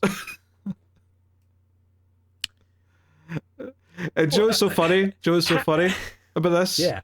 She's not in the next one. He's got a different love interest in the next one. Of course not. She's absolutely a Bond girl. Like, that's all it ever was, beginning to end. You can end the movie by saying, and they lived happily ever after, but I know it's going to begin the next movie with someone else entirely. But, to be fair, I don't think the next one feels like a typical Bond girl, because they actually try and do something a little, like, different with it, right? That's fine. Right? I'm not saying that every movie is going to have a Bond girl, but this one was the Bond girl. Yeah, no, that's fair. I just... You're right, though. This one's definitely more shallow with it, for sure. Whereas, well, in the next movie, don't get me wrong, the character is there to be someone for Ethan to care about, to have in jeopardy, that kind of thing. It's presented in a very different way, where it's like, oh, this is a woman from the normal world who's going to be dragged into this because of Ethan's life, kind of thing. So they're trying to do some character stuff with it, as opposed to, oh no, he just meets a sexy Catwoman style character and they immediately hit it off and love's in the air, kind of thing. I mean, if we're going back to the idea of how much were they ripping off Matrix, do you think it's possible that, like, oh yeah, Trinity, she's already engrossed in the world. We don't have to spend time making her badass if she just begins as a badass. It kind of just depends when this was written, when it was shot, in comparison to when The Matrix came out, because it's a year later. It's possible that at least it was already written before that came out. Fair. It's close enough in time. But it's possible, though. It is definitely possible that is some of the influence. But I don't know. I just find this movie thoroughly unpleasant in a lot of ways, and there is some stuff that I could have maybe appreciated in it. Oh, this is just a dumb action movie, and it's embracing how just stupid it is. But there's just enough of it that takes itself seriously, and I think any attempt of me enjoying it is kind of killed by the focus on, like, the love interest, or the love triangle being the focus of it. And then the fact that the villain is just thoroughly dull and unlikable. Like, he really comes across as like, oh, we're trying really hard to make this guy hateable, but he's not, like, it's scary or intimidating. He's just kind of annoying. for the most part, because he doesn't really have the teeth. He doesn't have the teeth to make it feel like he's anything other than just an actor trying to be villainous and trying to chew the scenery a little bit. Yeah, So. there was, I think the airplane sequence and maybe not the rock climbing sequence itself, but at least the invitation to the mission where he takes off the sunglasses after it says it's going to self-destruct and he throws them at the camera, and that's where we go into the title sequence. I feel like those two scenes in concert with each other gave me a certain idea for a tone where it was going to be this more silly 2000s, not taking it like super seriously movie. But then the immediate follow-up to that is setting up Tandy, getting into the romance, doing all that. And it just trained all of the expectations I had from this movie and replaced it with, oh, this is going to be bland garbage. Yeah. It's bland. It's bland with a very specific flavor of 2000ness to it. Yeah. Which is just and don't get me wrong, I think there's some movies from this era that definitely have kind of the vibe that this is kind of tapping into that I think are more guilty pleasure fun, but but there's other things that make that up. Like characters are a bit more likable, or at least entertaining to watch, or the dumb stuff is a bit more endearing or whatever. Like there's definitely stuff from this era that I think we'll get to at some point in other seasons where there is more appealing elements. I think this is just an example of nothing really clicking, and it's just kind of wild that like the only reason why anyone would ever really go back and watch this really is just because it happens to be the second in this franchise that leads to other things. And well, I think there are defenders for the first movie because there is things to like in that movie for sure. This one, like, I don't know, I'm sure there's some people out there that like it for whatever reason, but like, and if you want to be a sicko, that's up to you, but like I am taking no part in it. Yeah, I knowing what little I know about later installments, I can't think of any reason why this would be somebody's favorite unless it was just their introduction and they just watched it all the time as a kid and you just have that nostalgia. That's it. That's the only thing it has going for it. Yeah. So, I mean, 3 is going to be interesting because I only watched 3 once, and I remember people being quite positive on it. I remember definitely being more positive on it in 2 for myself, but 4 is the one that I kind of like really clicked with. So I'm actually curious to see how I feel about 3 going back to it. But at the very least, it's better than this. I know that for sure. So yeah, happy to hear it. And 3 is definitely kind of the like in some ways 3 feels like the original movie in terms of like what it would become. It feels like 1 and 2 of these different eras, the 90s and the 2000s, and I don't know, 3 still the 2000s, but it's 2007. It's like a considerable leap after this one. So I feel like 3 feels like the early days of what the franchise actually is now. And so in some ways it feels like that's going to be where things really start in some ways. But we'll see. We'll see if I feel that way once we actually watch it. But I'm just kind of vaguely memories and also in my knowledge of what the later ones are that I'm more familiar with, just kind of colliding in my head. Yeah. But yeah, we can get to all of our wrap-up questions and ratings and whatnot. What is your scene of the movie? Oh, God. I think I got to go with the thing that just gave me the most enjoyment. It may not be, in fact, I know for a fact, it's not technically the best scene. It's not one that's like, oh, no, they did a really good job of developing character or whatever here. No, it's the doves. It's all the doves and the pigeons, and specifically the moment where Tom Cruise blows open the door to interrupt this negotiation. The door is on fire. A single dove flies in, CGI, to the room as Tom Cruise passes by in slow motion, poor frame rate, with a smirk. And he doesn't even go in the room. He just walks idly by to give us that shot. And that is absolutely the only thing in this movie that's going to be burned into my memory, is that shot. Yeah, I don't know what I want to pick for this. I guess part of me wants to just say the rock climbing, not even because it's a particularly good scene, because it's the only time it makes me think of the later movies, because he's doing something kind of crazy for real. And it looks real, it looks impressive, but it's self-indulgent as well. But there's even a moment where he kind of just locks his knees in and kind of like leans back, and I'm like, the only thing keeping you up is your legs kind of wedged into this bit of a cliff face. Right. So I guess I'll go with that, because in a weird way, it's the only thing that makes me think of the later ones, but it's very slight. I really do not like this movie. MVP. You're really grabbing me by the balls here on this one. I don't want to just cop out and say Tom Cruise immediately, because I don't think he does great in this movie. I think that there is enough wrong with the fact that he is only characterized as a badass and has nothing else going for him, that I don't want to just cop it out to him. But as I look at the rest of the cast, no one else is taking that leap. No one else is coming forward and saying, I deserve it instead. I hated Dougray Scott as the villain, so I'm definitely not picking him.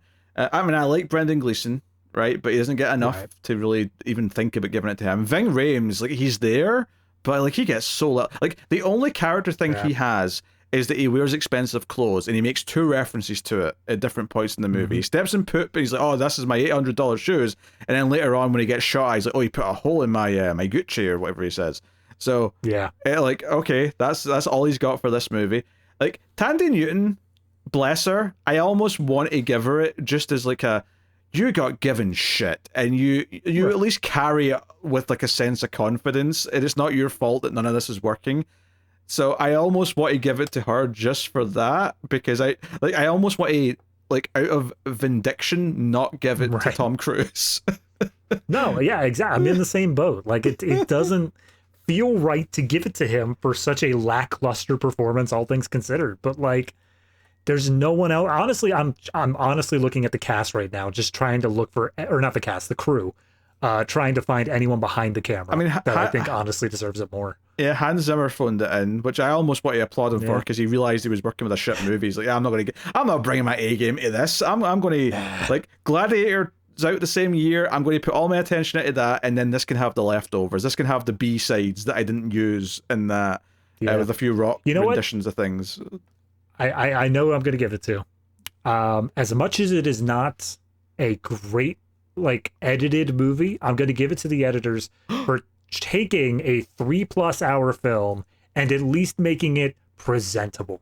If you're able to cut out a full hour of this film and say, and here's still a movie that makes sense, kudos to you. I think that is actually a feat. So partially you're still kind of giving it to Tom Cruise. I don't think he pressed the buttons. I think he stood in the back and went like, yeah, all right, I like this. Okay. Get rid of that scene I'm not in. I don't like that one. More slow-mo. More slow-mo. Yeah. But Tom, we didn't record in slow-mo, Mr. Cruise, please. I don't care. More slow-mo. Ah, God. I guess I'll give it to Tandy, but it's more a protest that I don't want to give it to Tom Cruise, and she's the only person that's worth giving it to otherwise, though, right? She's the only person you could argue. I mean, maybe you could argue the villain if he was good, but I actively dislike him in this, so she gets it. What about Anthony Hopkins?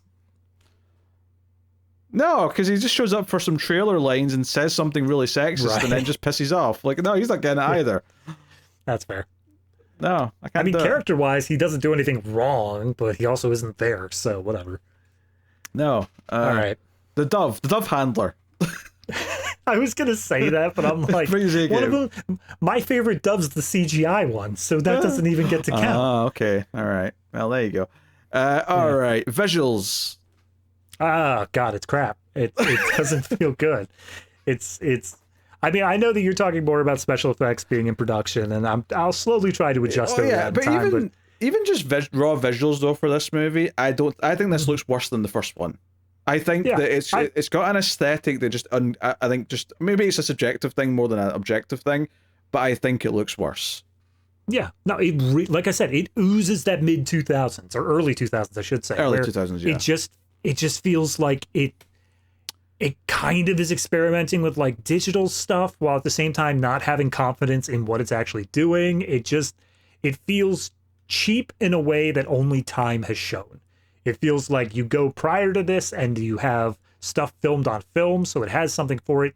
Nowadays, modern stuff, you get this sort of aspect out of digital, but this feels like that wrong little era where it just feels cheap. This isn't digital, though, to be clear. This is shot in film. No. It was shot on film, but it just, like, they were at that point where there was this weird emulation to it. Like, it doesn't feel like they were actually staging stuff the way the film had previously been done beforehand. Yeah, one of the weird things about watching stuff that's like in 4K now is that you do sometimes can tell in 4K if the shot's slightly out of focus, like just slightly, just a little nudge. And there was definitely a couple of points in this where I noticed that a little. I'm like, oh, that's like a weird little defect that we're not supposed to notice, but we can because everything's in, well, not everything, but stuff's in 4K now. I've noticed that on several TV shows now that we've hit streaming and we can blow it up on bigger screens. I'm like, you're way out of focus, bro. You gotta fix that. Yeah, it's interesting. It's actually one of the shots that Cameron fixed in Aliens, or a couple of shots, is that shots that were just slightly out of focus. That's one of the things that he used AI for. Is like, well, you know, I'll fix that with AI. Now, I don't like that he did that, but at least that's like, you know, like it's like, okay, you're specifically saying, hey, this thing that we have most of the data for is just slightly out of focus, just to sharpen that because it's supposed to be in focus. That's less egregious to me than, you know, just hit the AI button to like sharpen everything. Like I can kind of at least accept that, which is what happened with True Lies seemingly, because that thing's a mess. But but yeah, I don't know. Just wanted to mention that since you brought up, since we're talking about this slightly out of focus problem. Anyway, but yeah, final score for visuals. I think I'm gonna come down at. I'm gonna say a 4.5.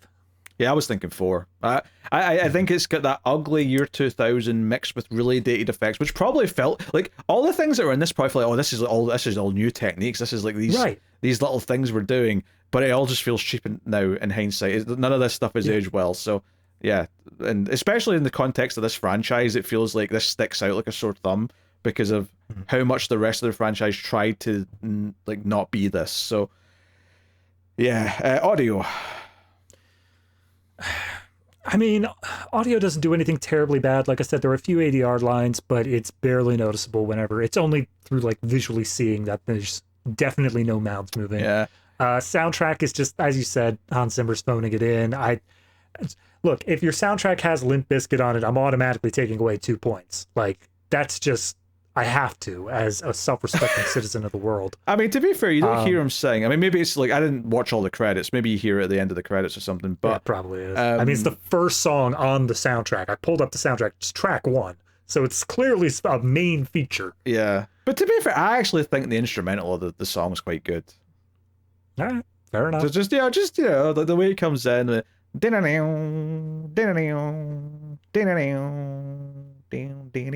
it's good. I mean, obviously it's the Mission Impossible theme, but it's a nice rendition of it. Right. I get what you're saying, but counterpoint, Limp Bizkit. So I mean, fine. Like, but how much better is Limp Bizkit if you can't hear Fred Durst? I haven't tried it. I guess it probably would be significantly better.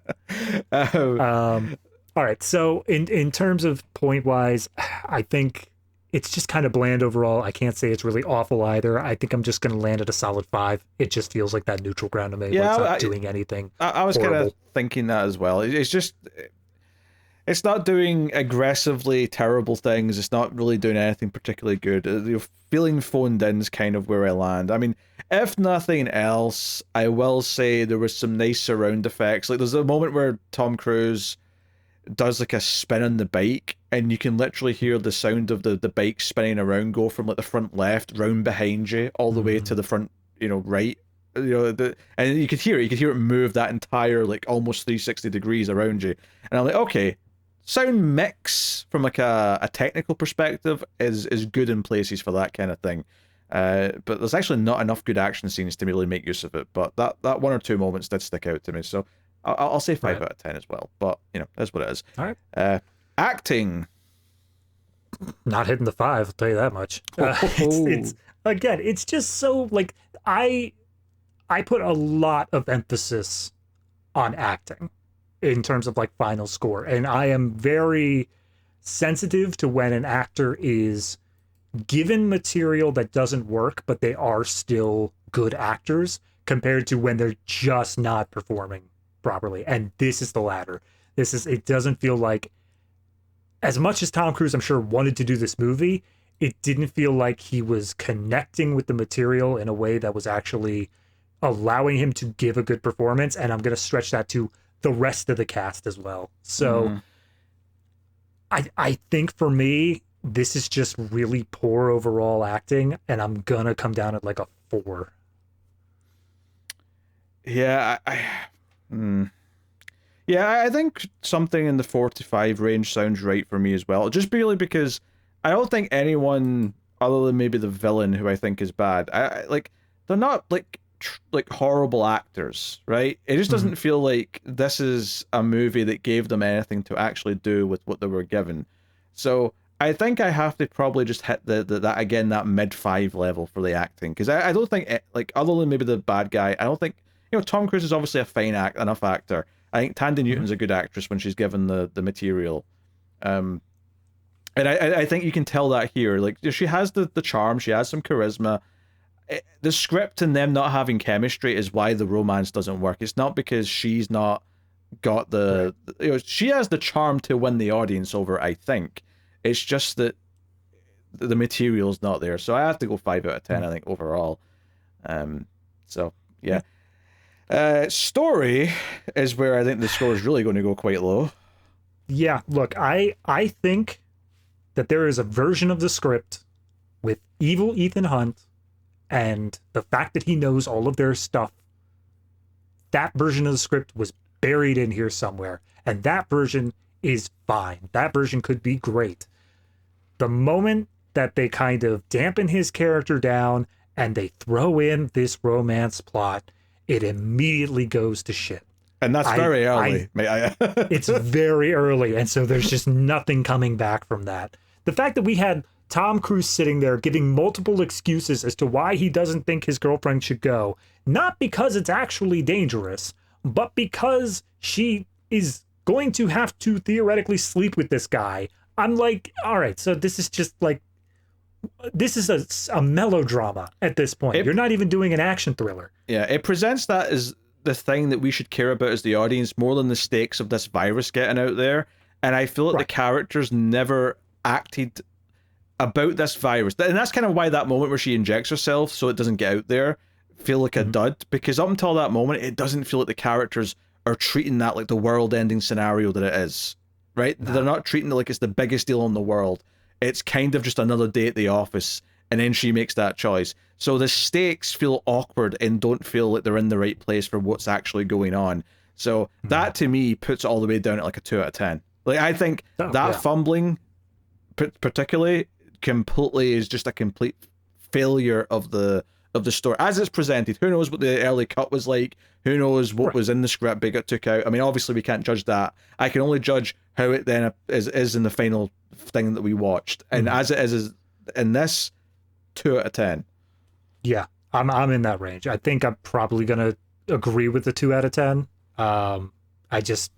It just feels so weak the whole way through. If your entire movie is based around the idea of this one man is able to stop this world-ending catastrophe, that should obviously be the thing that the audience cares about the most. And yet it doesn't even feel like the movie cares about it the most.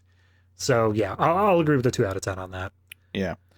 And then production value, it's kind of a weird one because obviously it is a studio movie. It has locations. They're doing a lot of on-location stuff in Australia. So that's something. So I think at the very least it is over the 5 because it does have value. Obviously, the effects have aged poorly. That's a weird one to judge, though. Do you judge that as like bad production value, or just no, that was the thinking at the time? So at the time, they thought they were spending their money wisely. I mean, this was 2000. Even if we go by the viewpoint of, I mean, what else came out already? Jurassic Park, which obviously is very The Matrix strong. The year before is a good one to The Matrix, yeah. I mean, that was obviously... I don't ever want to compare these movies that are obviously just the box office blockbuster sort of things to the ones that went in with an artistic vision and did the cutting edge visual effects. Like, I'm okay with you taking the second tier of whatever that summer is. I don't need you to be on the cutting edge. Yeah. But this feels, especially like, that CGI dove, a bunch of the explosions, the green screens of him going down in the heist scene, it felt like it was a little bit weak even for the time. I think the big thing, though, that I would point out here is that in comparison to the first movie from 96, we said that the effects in that shockingly held up watching it just last week. In this, on the other hand, all of the effects felt super dated, and that's how they did them. So, you know, I think you could kind of debate if that's a production value thing more so, but yeah, in a I would weird say so. Yeah, it kind of is, but you could argue that at the time it wasn't like a negative to the value. It was just like the things that were seen as valuable have dated badly in this compared to the first one. But it's hard not to sort of consider that here. And I think because of that, while it's clearly a big budget movie and it has the locations and it has all these things, I think for me, I'm going to cap this out at a 6 for production value.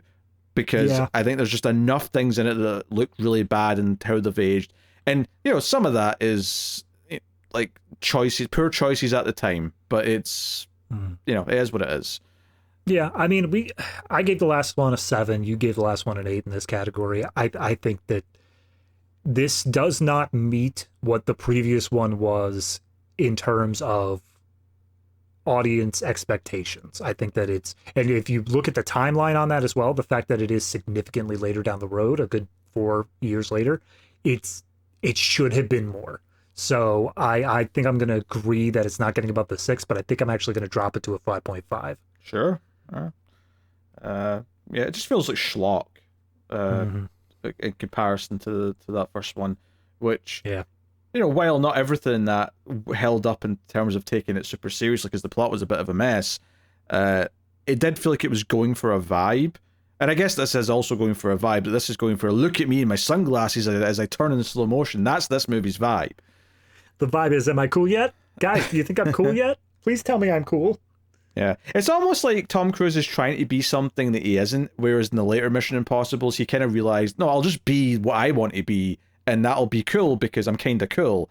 But here he's trying to be what was cool in 2000, and it doesn't work.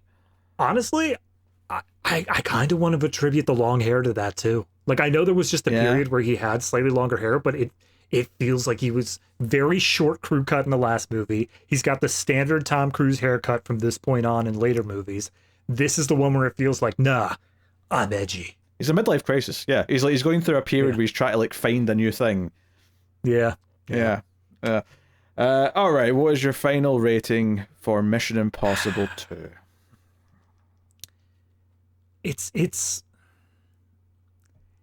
under a 5. Obviously, I don't think that's even up for debate. I'm kind of bouncing between the 4 and the 4.5 for me, because when I look at the things I rated for, there are things that have systemic problems top to bottom. And I kind of feel like this one does. I feel like from beginning to end, there are some fun moments to it. But if I'm giving it a rating objectively here, it just really has problems from like the second scene onwards. And that's too much of the movie to say that it's not systemic. So I think I'm landing on the 4. Yeah, I mean, I'm debating a 4 or a bit lower than that, to be honest. I was thinking maybe even a 3. It's definitely kind of some of the worst of its kind in terms of like a major Hollywood action movie. For the summer blockbuster season, I think this is some of the worst it can be without being like a Michael Bay Transformers sequel, right? Where it's like getting into like offensive territory with some things and whatnot. It's not quite doing that, of course, but like it's kind of as bad as it can be while still pretending to be a real movie. Yeah. So I mean, I'm trying to think of what I've rated some of those types of movies, and I think because of that, I probably do have to go up to maybe like a 3.5. So I'm going to say 3.5. Here, I popped over to the ACE spreadsheet. What did I give Revenge of the Fallen? Like, give me Revenge of the Fallen. You gave a 1.5. Yeah, that's fair. This is I'm going to say 3 out of 10 for this. Okay. 3 out of 10. It's twice as good as Revenge of the Fallen. Wow. Put that on the box, everybody. That sounds about right to me. So, just to stay in the Transformers, you've given it the same as Age of Extinction and The Last Night. Hey, Last Night also had Anthony Hopkins. He's got a little trend here doing these bad Hollywood good movies. for him. I'm sure he appreciates it. Yeah. So, I mean, we'll see how the third one comes in next time. But obviously, we have to see if it makes the cut or not. I think it clearly doesn't. I'd agree. I don't think it's quite a cut your losses territory, but I definitely think it's cut from the collection. I think it's virgin on that, to be honest. It's probably... I don't know if I want to like fight for it, but I do think it's kind of like, you know, we've been so negative in almost every category it could be discussed in. True. That I do think there's an argument for it being down there. You know, but certainly it's cut from the collection. There's no arguing that. Like, it's definitely at least that low. I guess my aspect to it, this is the one category where I do take in just the je ne sais quoi, the like, there's something about just the feel of it that I think might be worth a watch. I agree that it's cut from the collection, but I think that there are enough of those stupidly bad moments that you can get an enjoyment out of that I would bump it up a little bit out of the cut your loss. Again, CGI dove in front of the fire as Tom Cruise smirks as he walks by. That's worth like 3 points alone in this particular category. Okay. All right, well, we'll see how the third one is. Admittedly, it is a Kurtzman and Roberto Arce script. So we'll see how that is, because they showed a lot of their weaknesses, and so many of their movies had like a character with magic blood that would solve that would be the MacGuffin. It was the MacGuffin in Amazing Spider-Man 2. It's the MacGuffin in the second Star Trek movie, The Dead Into Darkness. And I want to say there's a blood thing in Mission Impossible 3. I feel like that's ringing a bell. So hopefully let me just read the one sentence thing here. Dangerous and sadistic arms dealer who threatens his life and his fiance. Oh my. There's a blood thing. There's definitely a blood thing. All right. Anyway, notably this next one's the first one with Simon Pegg, who kind of becomes a mainstay. So we start having characters who stick around in some fashion. And then there's more introductions after that as well. But so I think that's an interesting point. So we'll see how the third one shapes up. I'm genuinely curious because I don't remember how strongly I felt about it one way or the other. So we will we'll find out next week on the Collector's Cut. And of course, if you want to support the show and get bonus content, you can do that over at patreon.com/MailFuzzTV. Oh, please, you have to pay for Pete's medical bills. He's dying. Yes, and free healthcare is a myth. Doesn't happen. So we have bonus shows. We have extra reels where we do some of the worst things ever made, and we also have Criterion Cut where we review some of the movies from the Criterion collection. So very different things. If you want to check out those shows, they're once a month each. There's a whole back catalogue that's built up over the last couple of years, so there's a nice healthy amount of them now to check out. Plus there's bonuses for other shows. And also, if you'd rather support us via YouTube membership, you can do that as well, and get some of the bonus content that way if it's more your thing. But any help is greatly appreciated. Obviously, you can do all the other things like, you know, liking, subscribing, commenting. All these things help as well.